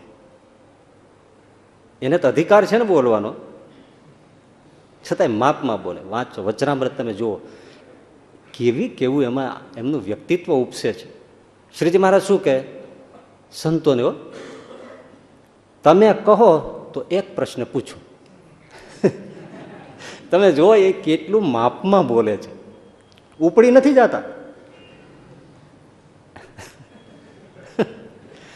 તમે કહો તો હું એક પ્રશ્ન પૂછું. ઘણી વાર શું કે કાં તમે પૂછો કાં અમે પૂછીએ, અને પછી એવા સામેનાને ખીલવે કે વચનામૃતમાં જુઓ ને કેવા કેવા પ્રશ્નો પૂછે. નાના નાના સાધુ ભાઈ આવો કેવા પ્રશ્નો પૂછે. શ્રીજી મહારાજના નિશ્ચયમાં સંશય જેવી વાત કરે તો ખુલીને કરે. મૌન સાંભળે. બીજાને સાંભળવાને એ વધારે વધારે મોટી તપસ્યા પણ છે. જેને બોલતા આવડતું હોય ને એ બહુ ઓછું બીજાને સાંભળતા હોય. શ્રીજી મહારાજ સાંભળે કેટલું નથી. બધા સંતોને સાંભળે, બધા એના પ્રશ્નોને સાંભળે, અને પાછું આખો ઉત્તર આપે. પછી ઘણી વાર બોલે, હવે તમને આમાં કઈ આશંકા હોય તો બોલો. જોયું કેવું નિરાળું વ્યક્તિત્વ છે. એક એક શબ્દ બોલે, મિત માપમાં બોલે, પ્રિય બોલે, સમય જોઈને બોલે. હા, સમય જોઈને બોલે. વચનામૃતમાં અડધી રાતે ક્યારેક જગાડીને વાત કરી છે, વહેલી સવારે વાત કરી છે, પણ તે વચનામૃતને જો તમે પહેલી રીતે વિચારો ને તો જે વાત કરી છે ને એ વાતને એ સમય યોગ્ય છે. મૂર્તિની વાત કરવી હોય તો બધાએ થોડી ઊંઘ લઈ લીધી હોય, બધું થઈ ગયું, શાંત વાતાવરણ બધાને હોય, જે સમયે જે કહેવા જેવી વાત હોય ત્યારે જગાડીને વાત કરે. ચાલો અત્યારે આ વાત સાંભળો, આના માટે આ જ સમય છે. આ સમયે જો જીવમાં ઉતરી જાય એવી કોઈ સમયે ના ઉતરે, એવો સમય જોઈને વાત નાખે. પણ ખાલી આપણે તો એટલું જ વિચાર્યું છે કે અડધી રાતે જગાડીને વાત કરી, વહેલી સવારે ઉઠીને વાત કરી. એનો સમય હોય છે. તમને ખબર છે ગુરુજીએફ રશિયન મહાત્મા થઈ ગયા ને એના શિષ્યોને જનરલી એમ ઉપદેશ ના આપતા. એ બધા સૂતા હોય ને તો બધાને ચહેરા જોઈ રાખે. બહુ બહુ ઉલટું ખોપડું હતું. કબીરને ભાંગે એવું ઉલટું ખોપડું રશિયન મહાત્મા ગુરુજીએફ હતા. એ સમય એના ચહેરાને ઊંઘને એનો તાદાત્મ્ય જોઈને એને રાતે ઉઠાડે, અને પછી એને કે બેસ મારે તને વાત કરવી છે. એટલે બોલો. અને એટલો ઉલટો ખોપડો કે ઘણી વાર તો પેલા ને દારૂ પીવડાવે. બોલો કે હું છોડવા આવ્યો છું તો તારે પીવો પડશે. પીવડાવે પછી એના ફેસનું રીડિંગ કરે. આ બધા કરવા જેવું નથી. આ તો એની તમને રીત બતાવવું છે. બહુ જબરું છે એનું કામ. હિમાલયમાં બહુ રહી ગયા છે. આખા વિશ્વમાં ક્યાંયથી પણ જે વખણાયેલી મહાત્માઓ વ્યક્તિઓ છે ને એ ક્યાંક ને ક્યાંક ગંગાનું પાણી પી ગયા છે. ભારતની ગંગાનું એ હકીકત છે. મહાત્મા ઈશુ પણ અહીંયા કાશ્મીરમાં બધે રહેલા છે, એના પ્રમાણો ઘણા પુસ્તકોમાં આપે છે. વચ્ચેના જે વર્ષો નથી દેખાતા અને ગાયબ થઈ ગયા છે ત્યારે ક્યાં હતા એમ ઘણા એનું પુસ્તક મારી પાસે છે. એ ભારતમાં હતા. એટલે પ્રિય, સમય જોઈને બોલે. અને જેમ હમણાં બુદ્ધની વાત કરીને એમ જ પહેલા કોઈ પણ આવે સીધો ઉપદેશ નથી માંડતા શ્રીજી મહારાજ. તમે જુઓ એની આગતા સ્વાગતા તમે જુઓ. આવે આવકારો આપે, ઊભા થઈ જાય. કે ગામથી આવો છો, કયું ગામ, શું નામ, શું ઠામ, અને સીધું જ પછી કે જો આમના ઘોડાને બાંધી દો, એમને નિરણ પૂરણ નાખો, એમને પાણી પીવડાવો. આમને જો દાદા ખાચર ક્યાં ગયા, બાબુજી આમના ઉતારા કરો, નાજા જોગ્યા ક્યાં ગયા, જીવવા લાડવા ક્યાં ગયા, રસોઈ બનાવો, અમને સીધું માગતા તો સીધું આપો, બધું કરો. બધું એવી વ્યવસ્થા. ખૂબ પ્રેમથી એને જમાડે, ઉતારા આપે. એ જેવી યાગતા સ્વાગતા કરતા આપણે આધારાનંદ સ્વામીના ગ્રંથનો ઉલ્લેખ કરતા હતા ને પેલા સ્વામી, ત્યારે નહોતું કીધું કે ઉત્સવ સમય હોય ને ગમે તેટલી પ્રવૃત્તિમાં શ્રીજી મહારાજ યજ્ઞ કે ઉત્સવની પ્રવૃત્તિમાં હોય, પણ એકે એક હરિભગતને શ્રીજી મહારાજ ઉતારાનું પૂછે ને પૂછે જ, એમાં જરાય થાકતા નહીં. તમારો ઉતારો થઈ ગયો છે અને પાછા વળી ન રેવાય તો ઘોડી ઉપર સવાર થાય અને ઉતારે બધે ફરે. બરાબર છે, અજાણ્યો કોઈ માણસ નથી તમારી ભેળો આવી ગયો ને, આવી ગયો તો જાળવજો. અહીં ઘણા ચોર ચકાર હોય, સાવધાન રહેવું. અને તકલીફ હોય તો અમને કહેજો. પૈસા છે, વાટ ખર્ચી છે, ન હોય, ખૂટી ગઈ હોય તો અમને કહેજો, પણ દુઃખી થતા નહીં. જુઓ તો ખરા. અને જ્યારે પછી પગે લાગીને મહારાજને વિદાય લે કે અમે કચ્છ જવું છે ને ભુજ જવું છે ને હવે ઝાલાવાડ જવું છે ને મહારાજ નીકળવું છે, ઉભા રહ્યો. એ પાર્ષદો ક્યાં ગયા? આ ત્યાં સુધી જશે, રસ્તામાં શું ભોજન કરશે? જાઓ આ પ્રસાદ બાંધજો, લાડુ બાંધી દો, અને જોજો પેલા વાંસનો છે ને બાંબુ કાપી અને એમાં ભજીયા ભરી અને પેલા એરડાના પાન ભરાવી અને આપજો. રસ્તામાં ભજીયા અને સાંજે જમવા થશે. કેવી સરભરા! તમે કોણ કે મીઠા ન લાગે? બહુ આગતા સ્વાગતા કરે, બહુ આગતા સ્વાગતા. થાકે છે, ઊભા થઈ જાય ભેટવાળી, હાલો હું જમાડું. હે કાઠી દરબારો હારે હોય તો ક્યારેક ઓયલું હોય, બાકી તો એને પૂરેપૂરું જમવાની તજવીજ પોતે કરે. ઘણી વાર જાય, કોઈને જાય ત્યારે હા અમે આવીએ, આ કાઠી દરબારો છે, આના 5 આંગળા છે ને હંમેશા ઘીમાં હોય. તમારી ત્રેવડ છે એને ઘી પીવડાવવાની. આ મૂછુમાંથી છે ને આમ આમ આમ ધારું થવી જોઈએ એટલું ઘી પીશે. અમથા ઓલા ઘર બાર કુરબાન કરીને પાછળ ફરતા છે, ભોજન માટે નહીં, એનું હેત એવું. અને એને બ્રહ્મરૂપ કરી નાખે. પ્રિય બોલે.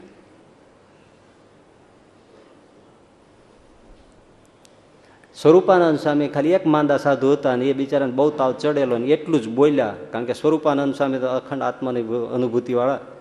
તો એટલે સાધુ થોડોક આમ ચિસ્કારા પાડે તાવમાં, વેદનામાં. હા ભાઈ, આજનો વિજ્ઞાનનો યુગ છે. તે દી તાવ તો તે દીએ ઝેરી મેલેરિયા હતા, ડેન્ગ્યુ તે દીએ હતા, ચિકનગુનિયા તે દીએ હતા, કારણ કે મચ્છર ઈના એ જ છે. તે દી નિદાન નહોતા.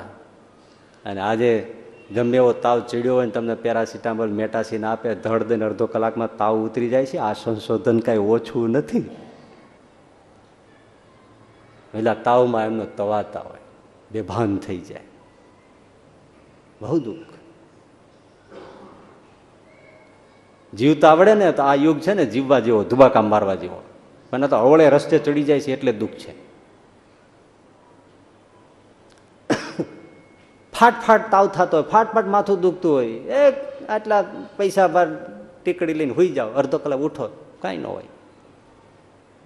હે ઓછું છે?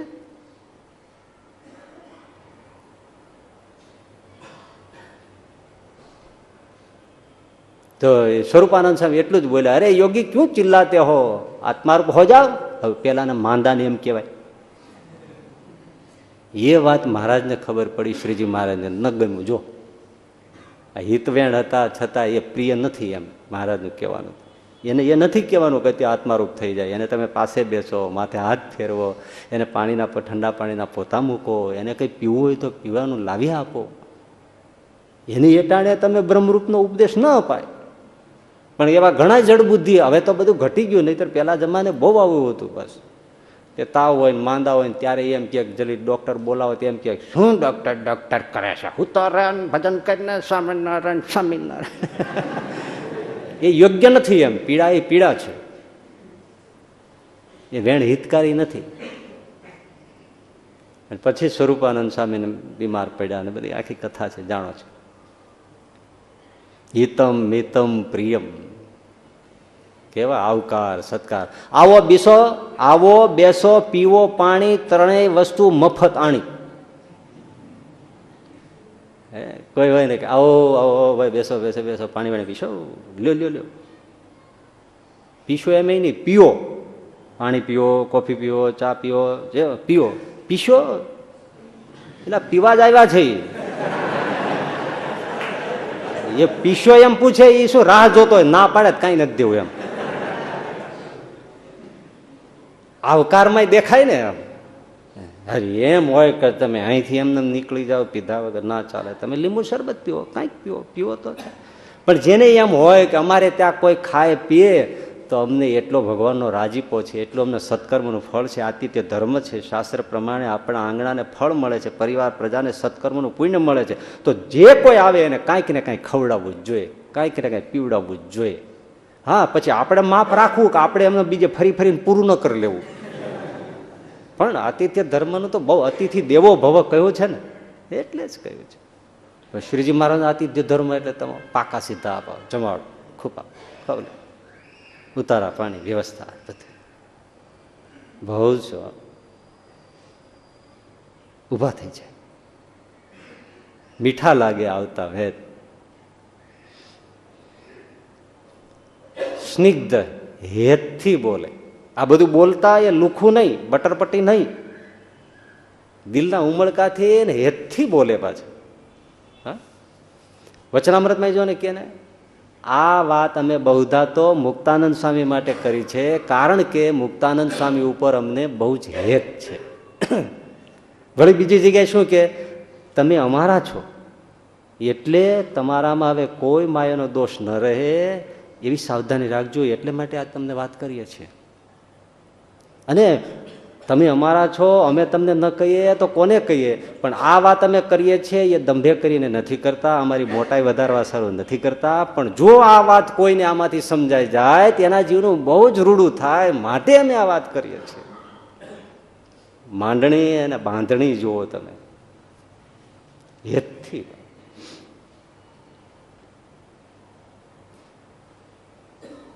બહુ જ. અને મધુર બોલે, હેતથી બોલે, પાછું મધુર, કડવું નહીં.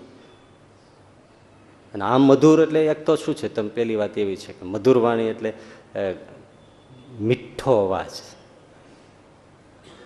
મીઠો અવાજ હોય ને બહુ જ ગમે અમને. મને હજી નથી ભૂલાતું, અમે શિકાગોમાં બેઠા હતા ને 2000 કે એની સાલ હશે, તો એક ભાઈ માધવપુરી સાહેબ મળવા આવ્યો, 35 વર્ષનો જુવાનીઓ છે. તે અમે બાજુ રૂમમાં હતા ને ત્યાં બાજુ રૂમમાં હતા. એ જુવાનીઓ આપણો ગુજરાતી જ હતો, ત્યાં જ ભણ્યો ગણ્યો મોટો થયો છે. ગુજરાતી પણ આવડે, પણ પછી ઇંગ્લિશ એ બોલતો હતો. પણ મારો ઇંગ્લિશ બોલતો હતો, એટલું મીઠું લાગે. અમે ઊભા થઈને બહાર આવ્યા, બોલો આટલું સરસ મીઠું ઇંગ્લિશ કોણ બોલે છે? એવા પ્રોનાઉન્સિએશન અદભુત, હજી યાદ આવે છે. તો મીઠો હોય તો આપણે ગમે. એક દરબાર છે ને, શિવ મંદિરમાં મહાદેવની આગળ છે ને શિવ સ્તુતિ ગાતા હતા. એ વખતે એ ગામનો જ કાનજી કુંભાર ત્યાં આવ્યો, પણ આવ્યો જોયું અને સડપ દઈને પાછો નીચે પગથિયા ઉતરી ગયો. એટલે દરબાર જોઈ ગયા. દરબાર કે સ્તુતિ ઊભી રાખી દીધી એમણે, અને કીધું એરા કાના કેમ આવ્યો ને ભાગ્યો? તો કાંઈ નહીં બાપુ, જવા દો ને. હું નહીં નહીં પણ તું અહીંયા આવ્યો, અહીંયા તું અહીંયા એકદમ આવ્યો ને એકદમ પાછો ભાગી ગયો, આમ શું છે? હે બાપુ જવા દો, નકામે માથાકૂટ કરો, મને જવા દો તમે. તો કે નહીં નહીં તારે કેવું પડે બાપુ, હું કહીશ તો તમે નકામા પછી મને મારશો, ઉપાધિ થશે, રહેવા દો. તો કે ના ના તું કે હું તને નહીં મારપીટ કરું. તો સાચું તો કહા તો બાપુ એમાં એવું છે, મારો ગધેડો ખોવાઈ ગયો છે. તે મને એમ થયું કે ગધેડો શિવ મંદિરમાં ઘૂસી ગયો લાગે, પણ આવ્યો ત્યાં તો તમે ગાતા હતા.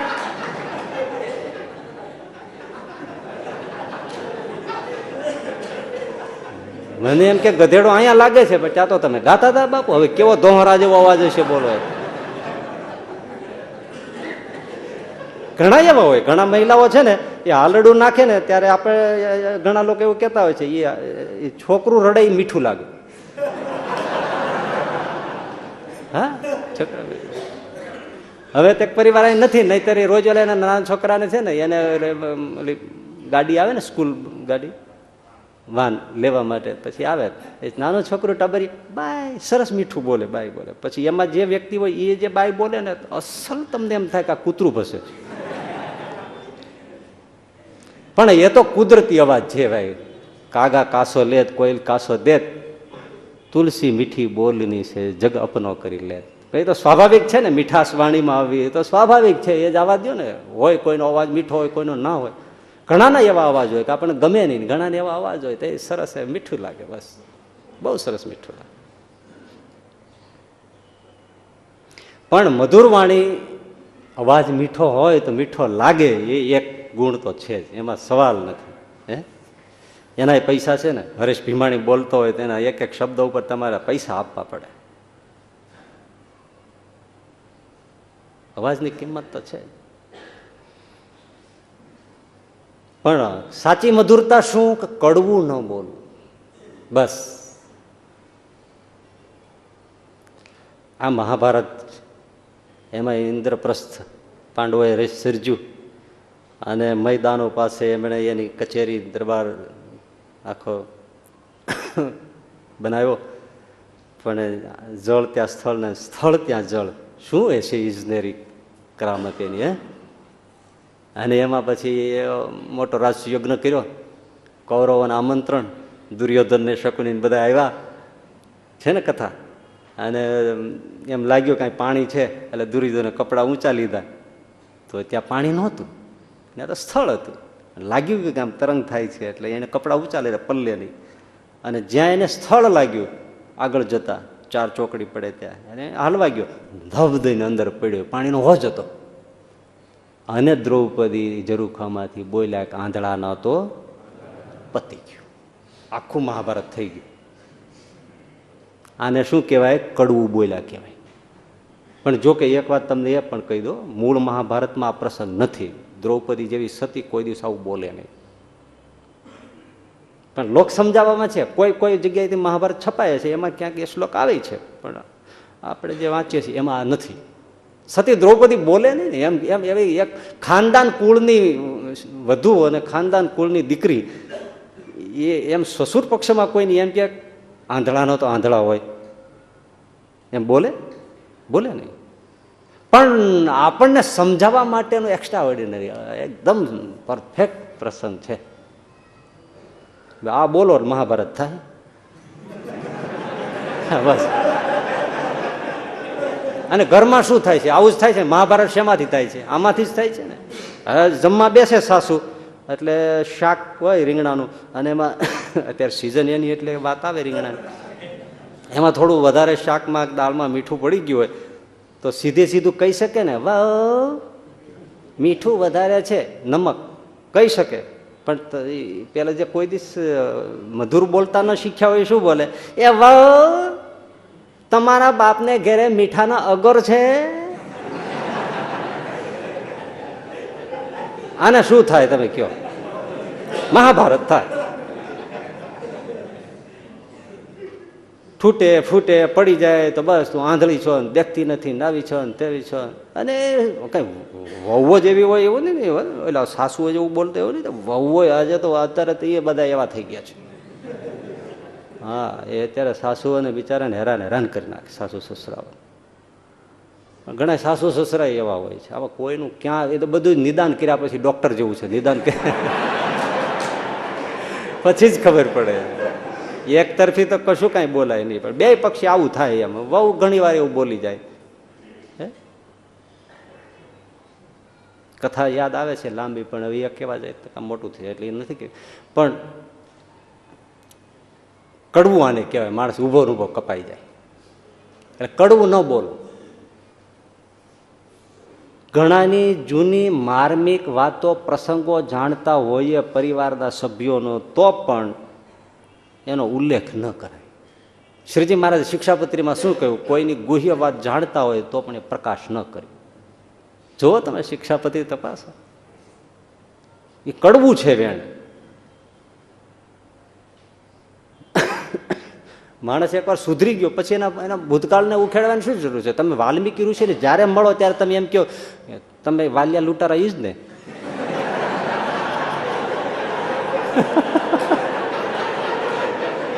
તમે ત્યાં ફરસો લઈને ઉભા રહેતા એ જ ને. એ વાલ્મીકીને સારું લાગે? ભાઈ અત્યારે તું રામાયણ સાંભળ ને, હવે એ અત્યારે શું કામ વાલિયાને યાદ કરે તું? પણ જે એવા હોય કરે. તમે જો અબ્રાહમ લિંકન એ ચૂંટાઈ ગયા પ્રેસિડેન્ટ તરીકે, ભર કચેરી સંસદ એકદમ મળેલી, વાહ વાહ થતી હોય, સરસ સરસ મજાનો પ્રોગ્રામ ચાલતો, આયોજન એજન્ડા પ્રમાણે ચાલતો, એમાં જેને નહોતું ગમતું એ એક જઈને ઊભો થયો તરત. અને પ્રસિદ્ધ પ્રસંગ છે, કદાચ તમને યાદ ન હોય તો મને ખ્યાલ છે એટલે હું તમને કહી દઉં. આવું સરસ સંસદીય પ્રવૃત્તિ ચાલતી હતી, કામગીરી ચાલતી હતી, એ વખતે એક જણો ઊભો થયો અને લિંકનને કહ્યું, સાહેબ યાદ રાખજો, તમારા પિતાશ્રી મોચી હતા અને મારા બાપના મોજા સીવતા હતા, જોડા સીવતા હતા, એ ભૂલતા નહીં. આ કહેવાની જરૂર છે. આટલી મોટી પોસ્ટ ઉપર છે, આવો માણસ છે, નક્ષિક સજ્જન છે, અમેરિકાનું હિત ચાહે છે. હવે એના પિતાશ્રી મોચી હોય તેને યાદ કરવાની શું જરૂર છે? અને મારા બાપના જોડા સીવતા હતા, એમ મારા બાપના મોજા તમારા બાપ સીવતા હતા, એ મોચી હતા, એના મારા બાપના જોડા સીવતા હતા, એ ભૂલતા નહીં. હા, આને શું કહેવાય? કડવું બોલ્યા. પણ ઘરમાં ઘણા હો આવા વડીલો હોય, વહુઓ હોય, બધે આવું જ કડવું બોલતા હોય છે. એના ઘરમાં કોઈ દિવસ કંકાસ મટે જ નહીં, મટે જ નહીં. પત્ની પતિને સંભળાવ્યા કરે જાણે કેમ સ્પર્ધા હોય, અને પછી એનો કોઈ એવોર્ડ આપવાના હોય. સતત રાહ જ જોઈ રહ્યા, દી ઉગ્યો હોય ત્યાંથી, આજે તો આ કહી દેવું છે, આજે તો આ કહી દેવું છે, સાંજ પડતા પેલા કહી જ દેવું છે. આજે આપણે આ થોડીક વાત કરીએ, જો થોડીક કલ્યાણની વાત એક બાજુ રહેવા દો, પણ જો વ્યવહારિક રીતે ધારે ને તો મોટા ભાગના ઘરના ઝઘડા ઓછા થઈ જાય. સાચું જ નહીં? રોજ ઘણાની વહુઓ દેવ જેવી હોય, એકદમ સજ્જન હોય, પણ એ સાસુ સસરા એને રાક્ષસ જેવા શબ્દો કઈ કઈ કઈ જીવન ઝેર કરી નાખે, પોતાનું અને વહુઓનું, છોકરાઓનું. અને પછી શું કે ક્યાંય શાંતિ નથી થતી, પણ આ બધું બંધ કરો ને, શાંતિ જ છે. કોઈ ફિલોસોફિકલ સરસ રીતે જવાબ આપ્યો ને એક જણે કે મને કઈ શાંતિ નથી, શાંતિ માટે શું કરવું? તો જે કરો છો એ બંધ કરો, તો જે વધશે ને એ શાંતિ જ છે. બહુ મોટી વાત છે, જે કરો છો એ બધું બંધ કરી દો તો જે વધે એ શાંતિ જ છે. I want peace, I want peace, તો કે આઈ છોડી દો, વોન્ટ છોડી દો, વધે એ પીસ જ છે.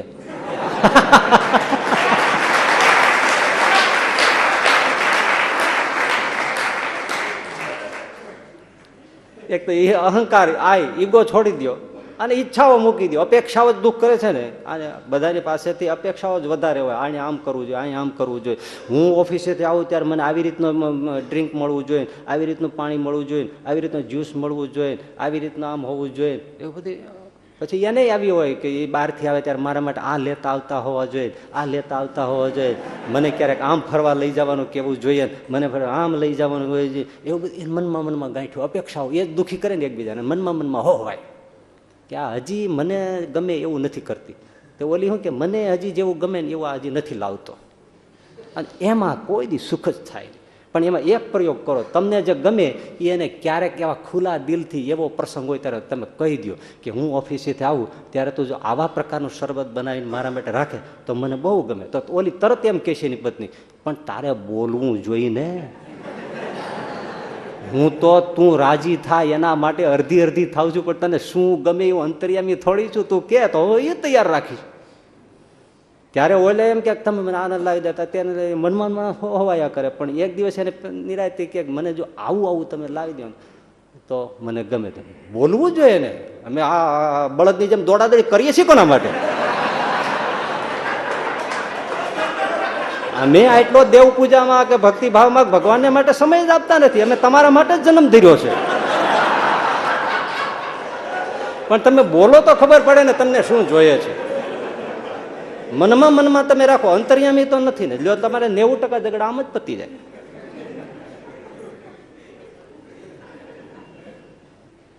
આ બધી કથાઓ તમારી, કહેવાનું મારે હવે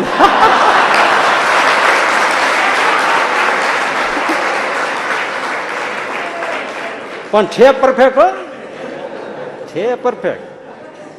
પણ પાછું એટલું જ તમને ખાતરી આપું, હું ગ્રહસ્થ થયો તો હું નિષ્ફળ જાઉં એ હકીકત.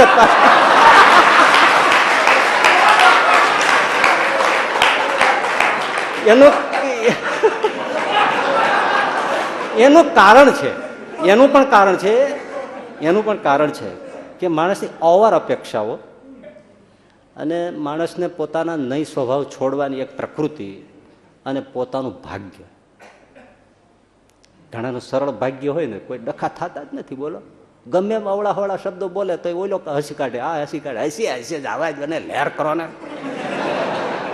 આપણે કઈ કૂતરા છે તે ભેસ કરવાનું કે?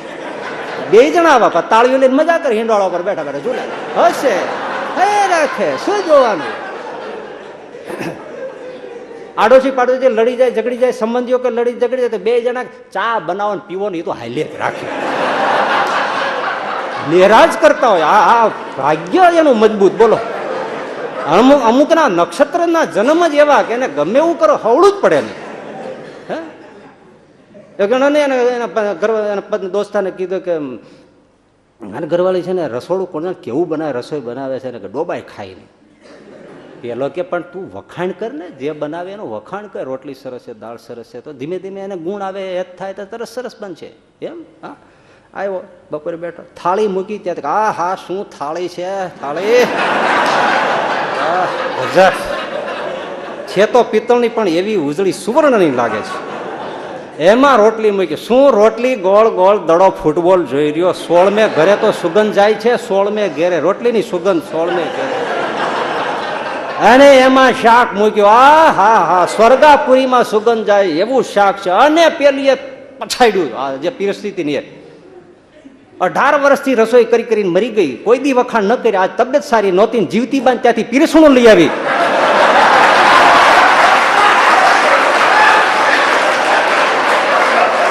તો વખાણ આવી રહ્યા તમે, બરાબર છે? એ ઓલી જીવતી તમને સારી લાગે છે. હવે ખબર પડી તમે કેવા છો. નહોતી તબિયત સારી, મેં જીવતી બાન ત્યાંથી આવતા ટિફિન લઈ આવી, તો વખાણ આવી રહ્યા. 18 વર્ષમાં કોઈ દી બોલ્યો તું ચકુ? એટલે આવું નબળું હોય ને કોઈ દી સારું થાય પેલા?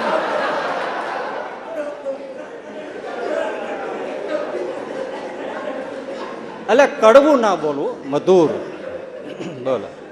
એટલે એક જણાને છે ને ગાય હતી, જલ્દી વાત કરી. એક જણાને ગાય હતી ને તે ગાય ભાંભર્યા કરે. એટલે પેલો એને પાણી આપે, નિરણ આપે, હાથ ફેરવે, ખરેરો કરે, બધું કરે, પણ ગાય ભાંભર્યા જ કરે. આ ગાયને કે પણ તને દુઃખ શું છે? પણ હવે તો શું કે બોલે નહીં. એટલે ખૂબ સેવા કરી પણ ગાય ભાંભર્યા જ કરે, ભાંભર્યા જ કરે. પછી માણસ એક વાક્ય બોલ્યો અદભુત. હા, એ કે આ પશુઓ બોલી નથી શકતા એટલે દુઃખી છે, અને માણસ બોલી શકે છે એટલે દુઃખી છે. આ બોલી બોલીને જ દુઃખી થાય છે બધા, અને આ નથી બોલી શકતા એટલે દુઃખી થાય. હવે એને બોલવું છે, કઈક તકલીફ તો હશે જ, કોઈ જગ્યાએ તકલીફ છે ને, પણ હવે છે તે બોલી નથી શકતી, અને માણસ બોલીને બધું દુઃખ ઊભું કરે છે. અદભુત, બહુ મોટી વાત છે. આ જો બોલવાનું ઘરમાં છે ને સુધરે તો ભયો ભયો છે. શ્રીજી મહારાજ એની મધુર વાણી, એક તો આમ જ મધુર અવાજ, એવો સરસ, નહીં હતી ઊંચો નહીં હતી નીચો, એવો સરસ. એ તો જેને સાંભળ્યો હોય એને જ ખબર હોય. અતિ મધુર અવાજ બોલે, આમ મેસ્મેરિઝમ, હિપ્નોટિઝમ જેવું લાગે. એવું આમ જો સાંભળી જ રહી. કારણ કે એવો ઘર છોડીને ગયા ને ત્યારે સુવાસીની ભાભીનો જે વિલાપ છે ને ભક્ત ચિંતામણીમાં, એ કરોડોમાં ભાભી કે એનો અવાજ નોખો પડે, એવો એનો અવાજ. કરોડોમાં જન્મેદનીમાં એ બોલે એટલે એનો ટહુકો જુદો જ પડે. કેવો હશે અવાજ? એવો મીઠો અવાજ, મધુર, ગમી જાય, મીઠા લાગે. બસ બોલે જ રાખે, બોલે જ રાખે, સાંભળ્યા જ કરીએ, સાંભળ્યા જ કરીએ, એવો અવાજ. અને કડવું બોલે નહીં, કડવું ના બોલે. શ્રીજી મહારાજ ઘોડેશ્વર સાથે પાર્ષદો 5-7 સુરાખાચર ને બધા દરબારો, અને ગાંફ ગામને પાદર, ગાંફ સાંભળજો. ત્યાં ગામને પાદર બધા પશુઓને પીવાનો જળ વ્યવસ્થા હોય ને, હવાડા બનાવ્યા હોય, કૂવો હોય, અવેડો હોય, ત્યાં બધા પશુઓને પાણી પીવડાવતા હોય. જોયું છે ને તમે? ત્યાં ઘોડાઓને પાણી પીવડાવવા માટે ઉભા રહ્યા, ઘોડાઓ પાણી પીતા હતા. એ વખતે જ ગામમાંથી ગોવિંદ પટેલ હતા ને, એ પોતાના બળદને પાણી પીવડાવવા આવ્યા. અને મહારાજને જોઈ ગયા, મારા ઓહો હો હો મહારાજ આજ તમે મારા મહેમાન થાવ. મહારાજ કે અમારે ઉતાવળ છે, અમારે જવું છે, અમને જવા દો, રોકાવું નથી. તો ના, આજ મારા મહેમાન થાવ મારા બાપા, તમે કોઈ દિવસ આવો ભેટો થયો નથી. અને તમે આવો ને પછી આ દરબારને ત્યાં દરબાર ગઢમાં તમને દરબાર લઈ જાય. આજે જે દરબાર ભેટો નથી થયા ત્યાં હું તમને ભેટો થઈ ગયો, અને આજ તો મારું મહેમાન ગતિ સ્વીકારો, મારે ત્યાં આવો. મહારાજ કે રેવા દો, અમે દરબારને ત્યાં જાય. તો કે નહીં મહારાજ, મારા મહેમાન થાવ. મહારાજ કે હાલ તારે આવ્યા. એટલે આમ ઘર હોય ને પછી આમ વાડો હોય, બેકયાર્ડ જે કહે એને, એ વાડો, એ વાડામાં ઘોડાઓને બાંધવા બધા દરબારો બધા એની વ્યવસ્થા કરાય. ફળિયામાં ઢોલિયો ઢાળીને મહારાજને બેસવા માટે આમ નાખી દીધું, ગાદલું ગોદલું બિછાવ્યું. મહારાજ બેઠા, કાઠી દરબારો બેઠા, અને જલ્દી જલ્દી લાવીને જળ પીવડાવ્યું. મહારાજ બેઠા, એની પત્ની રસોડામાં છે ને આમ જોઈ રાખે, આમાં ત્રાસી આંખે જોઈ રાખે.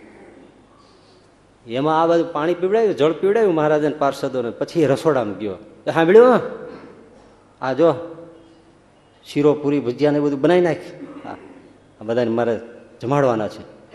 અને બાઈ એવી ભયંકર, કોઈને ન મળજો એવી એને મળેલી. ચૂલામાં સળગતું લાકડું લઈને દોડી પાછું. અને શું બોલી ખબર, મારા પીટ્યા, તું તો ટાણે કટાણે આવા નવા કેટલાયને લેતો આવે છે, તે હું અહીં નવરી છું? એક આવે, બીજો આવે, ત્રીજો આવે, આટલા બધા જણ કરવા હું નવરી છું? ઓલો પટેલ ભાગ્યા ગોવિંદભાઈ અને આવી મહારાજ પાસે બેસી ગયા. પણ તમે વિચાર કરો, એ આમ કોઈ કહે, અને કાઠી દરબારોના બધા હોય, આંખના ખૂણા લાલ થઈ ગયા. આવા નવા તમે કેટલાને લેતા આવો છો ટાણે કટાણે, તમે નવરા છે? કોઈ પાણી પીવા ઉભો રહે, પછી તમને ગમે એટલી આગતા સ્વાગતા કરે, તમે કોઈ ઉભા રહ્યો, સાચું કીજો. અને કાઠી દરબારો અડધા તો ઉભા જ થઈ ગયા. કે આવી ખબર હોય તો પગ જ ના મૂકત. આવા સન્માનીય વ્યક્તિ, અને એને એમ કે તું મારા પીઠે આવા, તો કે આપણી હાજરીમાં પાછા કહે. અને અમે હું નવરા છીએ, ટાણે કટાણે આવા નવા વેજા ઉપાડી આવે છે. દરબારો નાખ્યો લાલ થઈ ગઈ, ઉભા થઈ ગયા. એ વખતે શ્રીજી મહારાજ ઉભા થયા. પણ જુઓ તમે કેવી મોટાઈ છે, કડવું ન બોલે. સીધા રસોડામાં પેલી બાઈ પાસે ગયા. ઓહો, આ તો ગોવિંદભાઈની દીકરી, એટલે કેશવભાઈની દીકરી. એ કેશુભાઈ એ તો અમારા ઓળખીતા, એના બાપા ગીગાભાઈ, એના બાપ ખીમાભાઈ, એના ભાઈ અજાભાઈ. ઓહો, આ તો એ દીકરી અમારી દીકરી. આમ તો અંતર્યામી ભગવાન પણ ઉભા કર્યું. પેલા ખીમાભાઈ આ ગામે રહેતા, અજાભાઈ આ ગામે રહેતા, ત્યાંથી બદલીને આવી. એ ઇતિહાસની પેલી બાઈને તો ખબર જ હોય. હાથ પેઢીની વાતો ઉખેડી. અને કેશવભાઈની દીકરી એ પોતે, આ એ તો અમારી દીકરી. ઓલી બાએ લાકડું ફેંકીને કે ઓય રે, આ તો મારા સગા નીકળ્યા, મારો પીટો ઘર લજામણો, એમ નથી કેતો કે આ તો મારા સગા છે.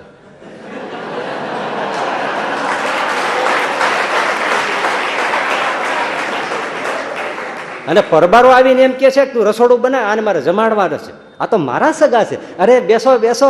પટારો ખોલે, નવા ગાદલા ગોદડા કાઢીને ઓસરીમાં એવા ઢોલિયા સજાવીને, મોરલા છાપેલા એવા ઓશિકાન વાલોચાન ગલોચાન બધા મૂકીને, ઢીચણા બીચણા મૂકીને, વીંજણા બીંજણા મૂકીને, અને બેસો બેસો કે હવે રે, આ તો મારું ઘર લજાવ્યું, મારા સંબંધીઓને ગાડીઓ દેવડાવી, માફ કરજો ભાઈ સાહેબ, આ તો આપણા જ નીકળ્યા, આ તો મારા છે, મારા બાપ તુલ્ય છે, મારા સંબંધી છે. અરે જો હવે હમણાં તમને જમાડી દઉં. આજુબાજુમાં જઈને 2-5 બૈરાઓને બધાની હેતવાળી બાઈઓને બોલાવી, શીરો પૂરી ભજીયા દૂધપાક બધું બનાવી મહારાજને પ્રેમથી જમાડ્યા. ગોવિંદ ભગત જોઈ રાખે.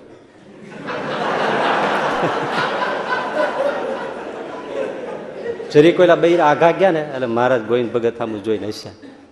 ગોવિંદ ભગત કેમ છે?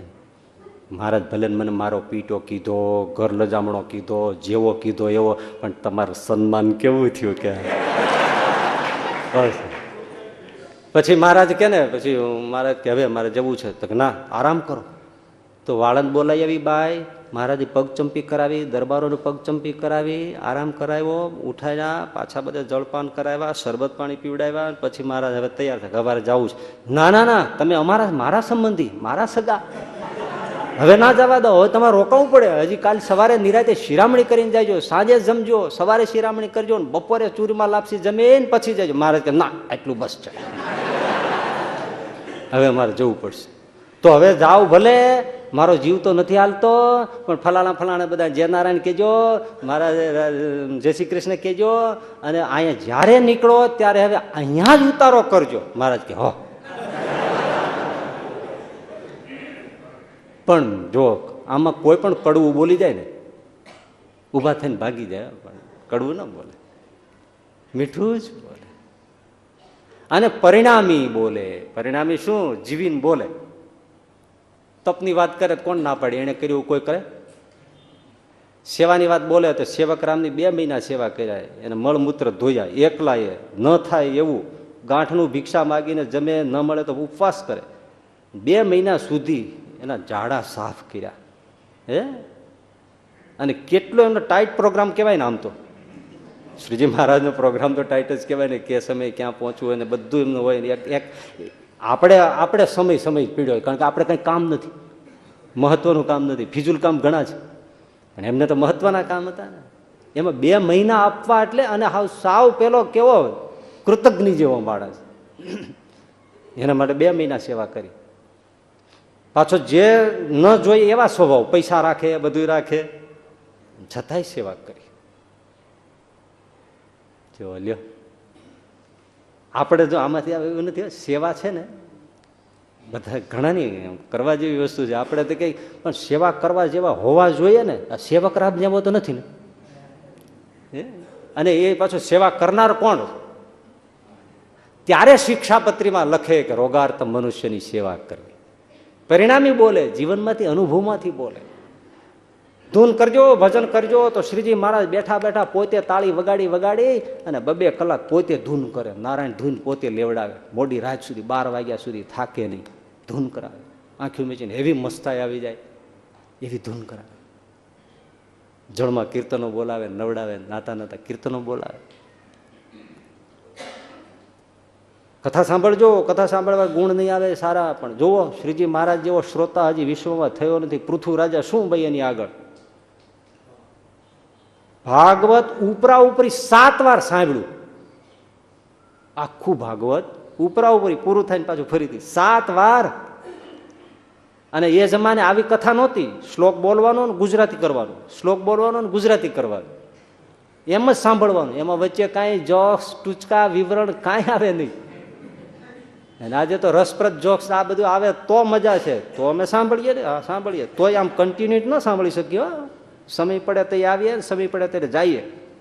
મહારાજ તો નવરા છે, આપણે થોડા છે. પણ કેવું શ્રોતા જો એ કહી શકે ને, સાંભળજો. અને કોઈ પણ ગ્રંથ મળ્યો નથી ને સાંભળ્યો નથી. સાંભળે જો. શુષ્ક વેદાંતિનો ગ્રંથ હતો ને તોય સાંભળ્યો, અને પછી આંખમાં આંસુ આવી ગયા. તો એ કીધું, અમે તેનો મત થોડો જાણવા માટે સાંભળ્યું ને વાંચ્યું, પણ આજ કે રાત અમને ન સારું રહ્યું, અમને ઉદાસી બહુ થાય છે, આંખમાં આંસુ આવી જાય છે, પાક શિથિલ થઈ ગઈ. કેટલું સાંભળ્યું એટલે બધું જીવનમાં જીવે અને વાત કરે. આવી એમની પરિણામી વાણી, એટલે મધુર વાણી. એને લીધે જે મળે એ બધા એમાં મીઠા લાગતા હતા. હવે જે આગળના ગુણ છે બીજા હજી ઘણા છે, થોડા 2-5 એ આપણે કહીશું કે શ્રીજી મહારાજ કેમ મીઠા લાગતા હતા. આટલું જોયું તો એમ લાગે છે મીઠા જ લાગે. હે, તો બીજા હજી એમના ગુણો છે, ઉદાર છે, આપણે ટૂંકમાં લઈ લેશું. યતાળ છે, નિર્દંભ છે, સરળ છે, નિખાલસ છે. આ બધા જો એક ગુણને લેવા જાય તો એક સ્વભાવ થાય, પણ આપણે એવું નથી કરવું. આપણે જલ્દી પૂરું કરીને પછી આગળ છોગલું જોવા જવું પડશે ને. મન મોરો મોહું લાલ પાગલડીની ભાત મારે, આવો ઓરા છોગલા ખોસું છેલ ખાતીલા જોઉં હાથ મારે. આપણે ત્યાં જલ્દી જશું, પણ થોડાક ગુણ છે એ હવે આવતા શુક્રવારે આપણે લઈશું. આટલું આજે કહીને બસ. સહજાનંદ સ્વામી મહારાજ.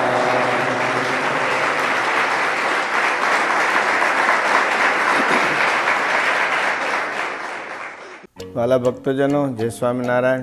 ભજન, કથા વાર્તા, સત્સંગ આપણા જીવનનું અંગ છે. આપ સર્વે ગુરુકુલ પરિવારના યુટ્યુબ, ફેસબુક વગેરે માધ્યમોથી નિત્ય અમારી સાથે જોડાયેલા રહો છો. તો આ બધા ઉત્સવોને યુટ્યુબ ઉપર નિહાળો, શેર કરો, સબસ્ક્રાઈબ કરો અને જે આપણી ગુરુકુલ પરિવારની યુટ્યુબ ચેનલ છે એને રેગ્યુલર અપડેટ માટે બેલ આઇકોન ઉપર ક્લિક કરો. આમ કરવાથી તમે સતત સારી પ્રવૃત્તિઓ સાથે દેવદર્શન માટે, ઉત્સવો માટે સતત જોડાયેલા રહેશો.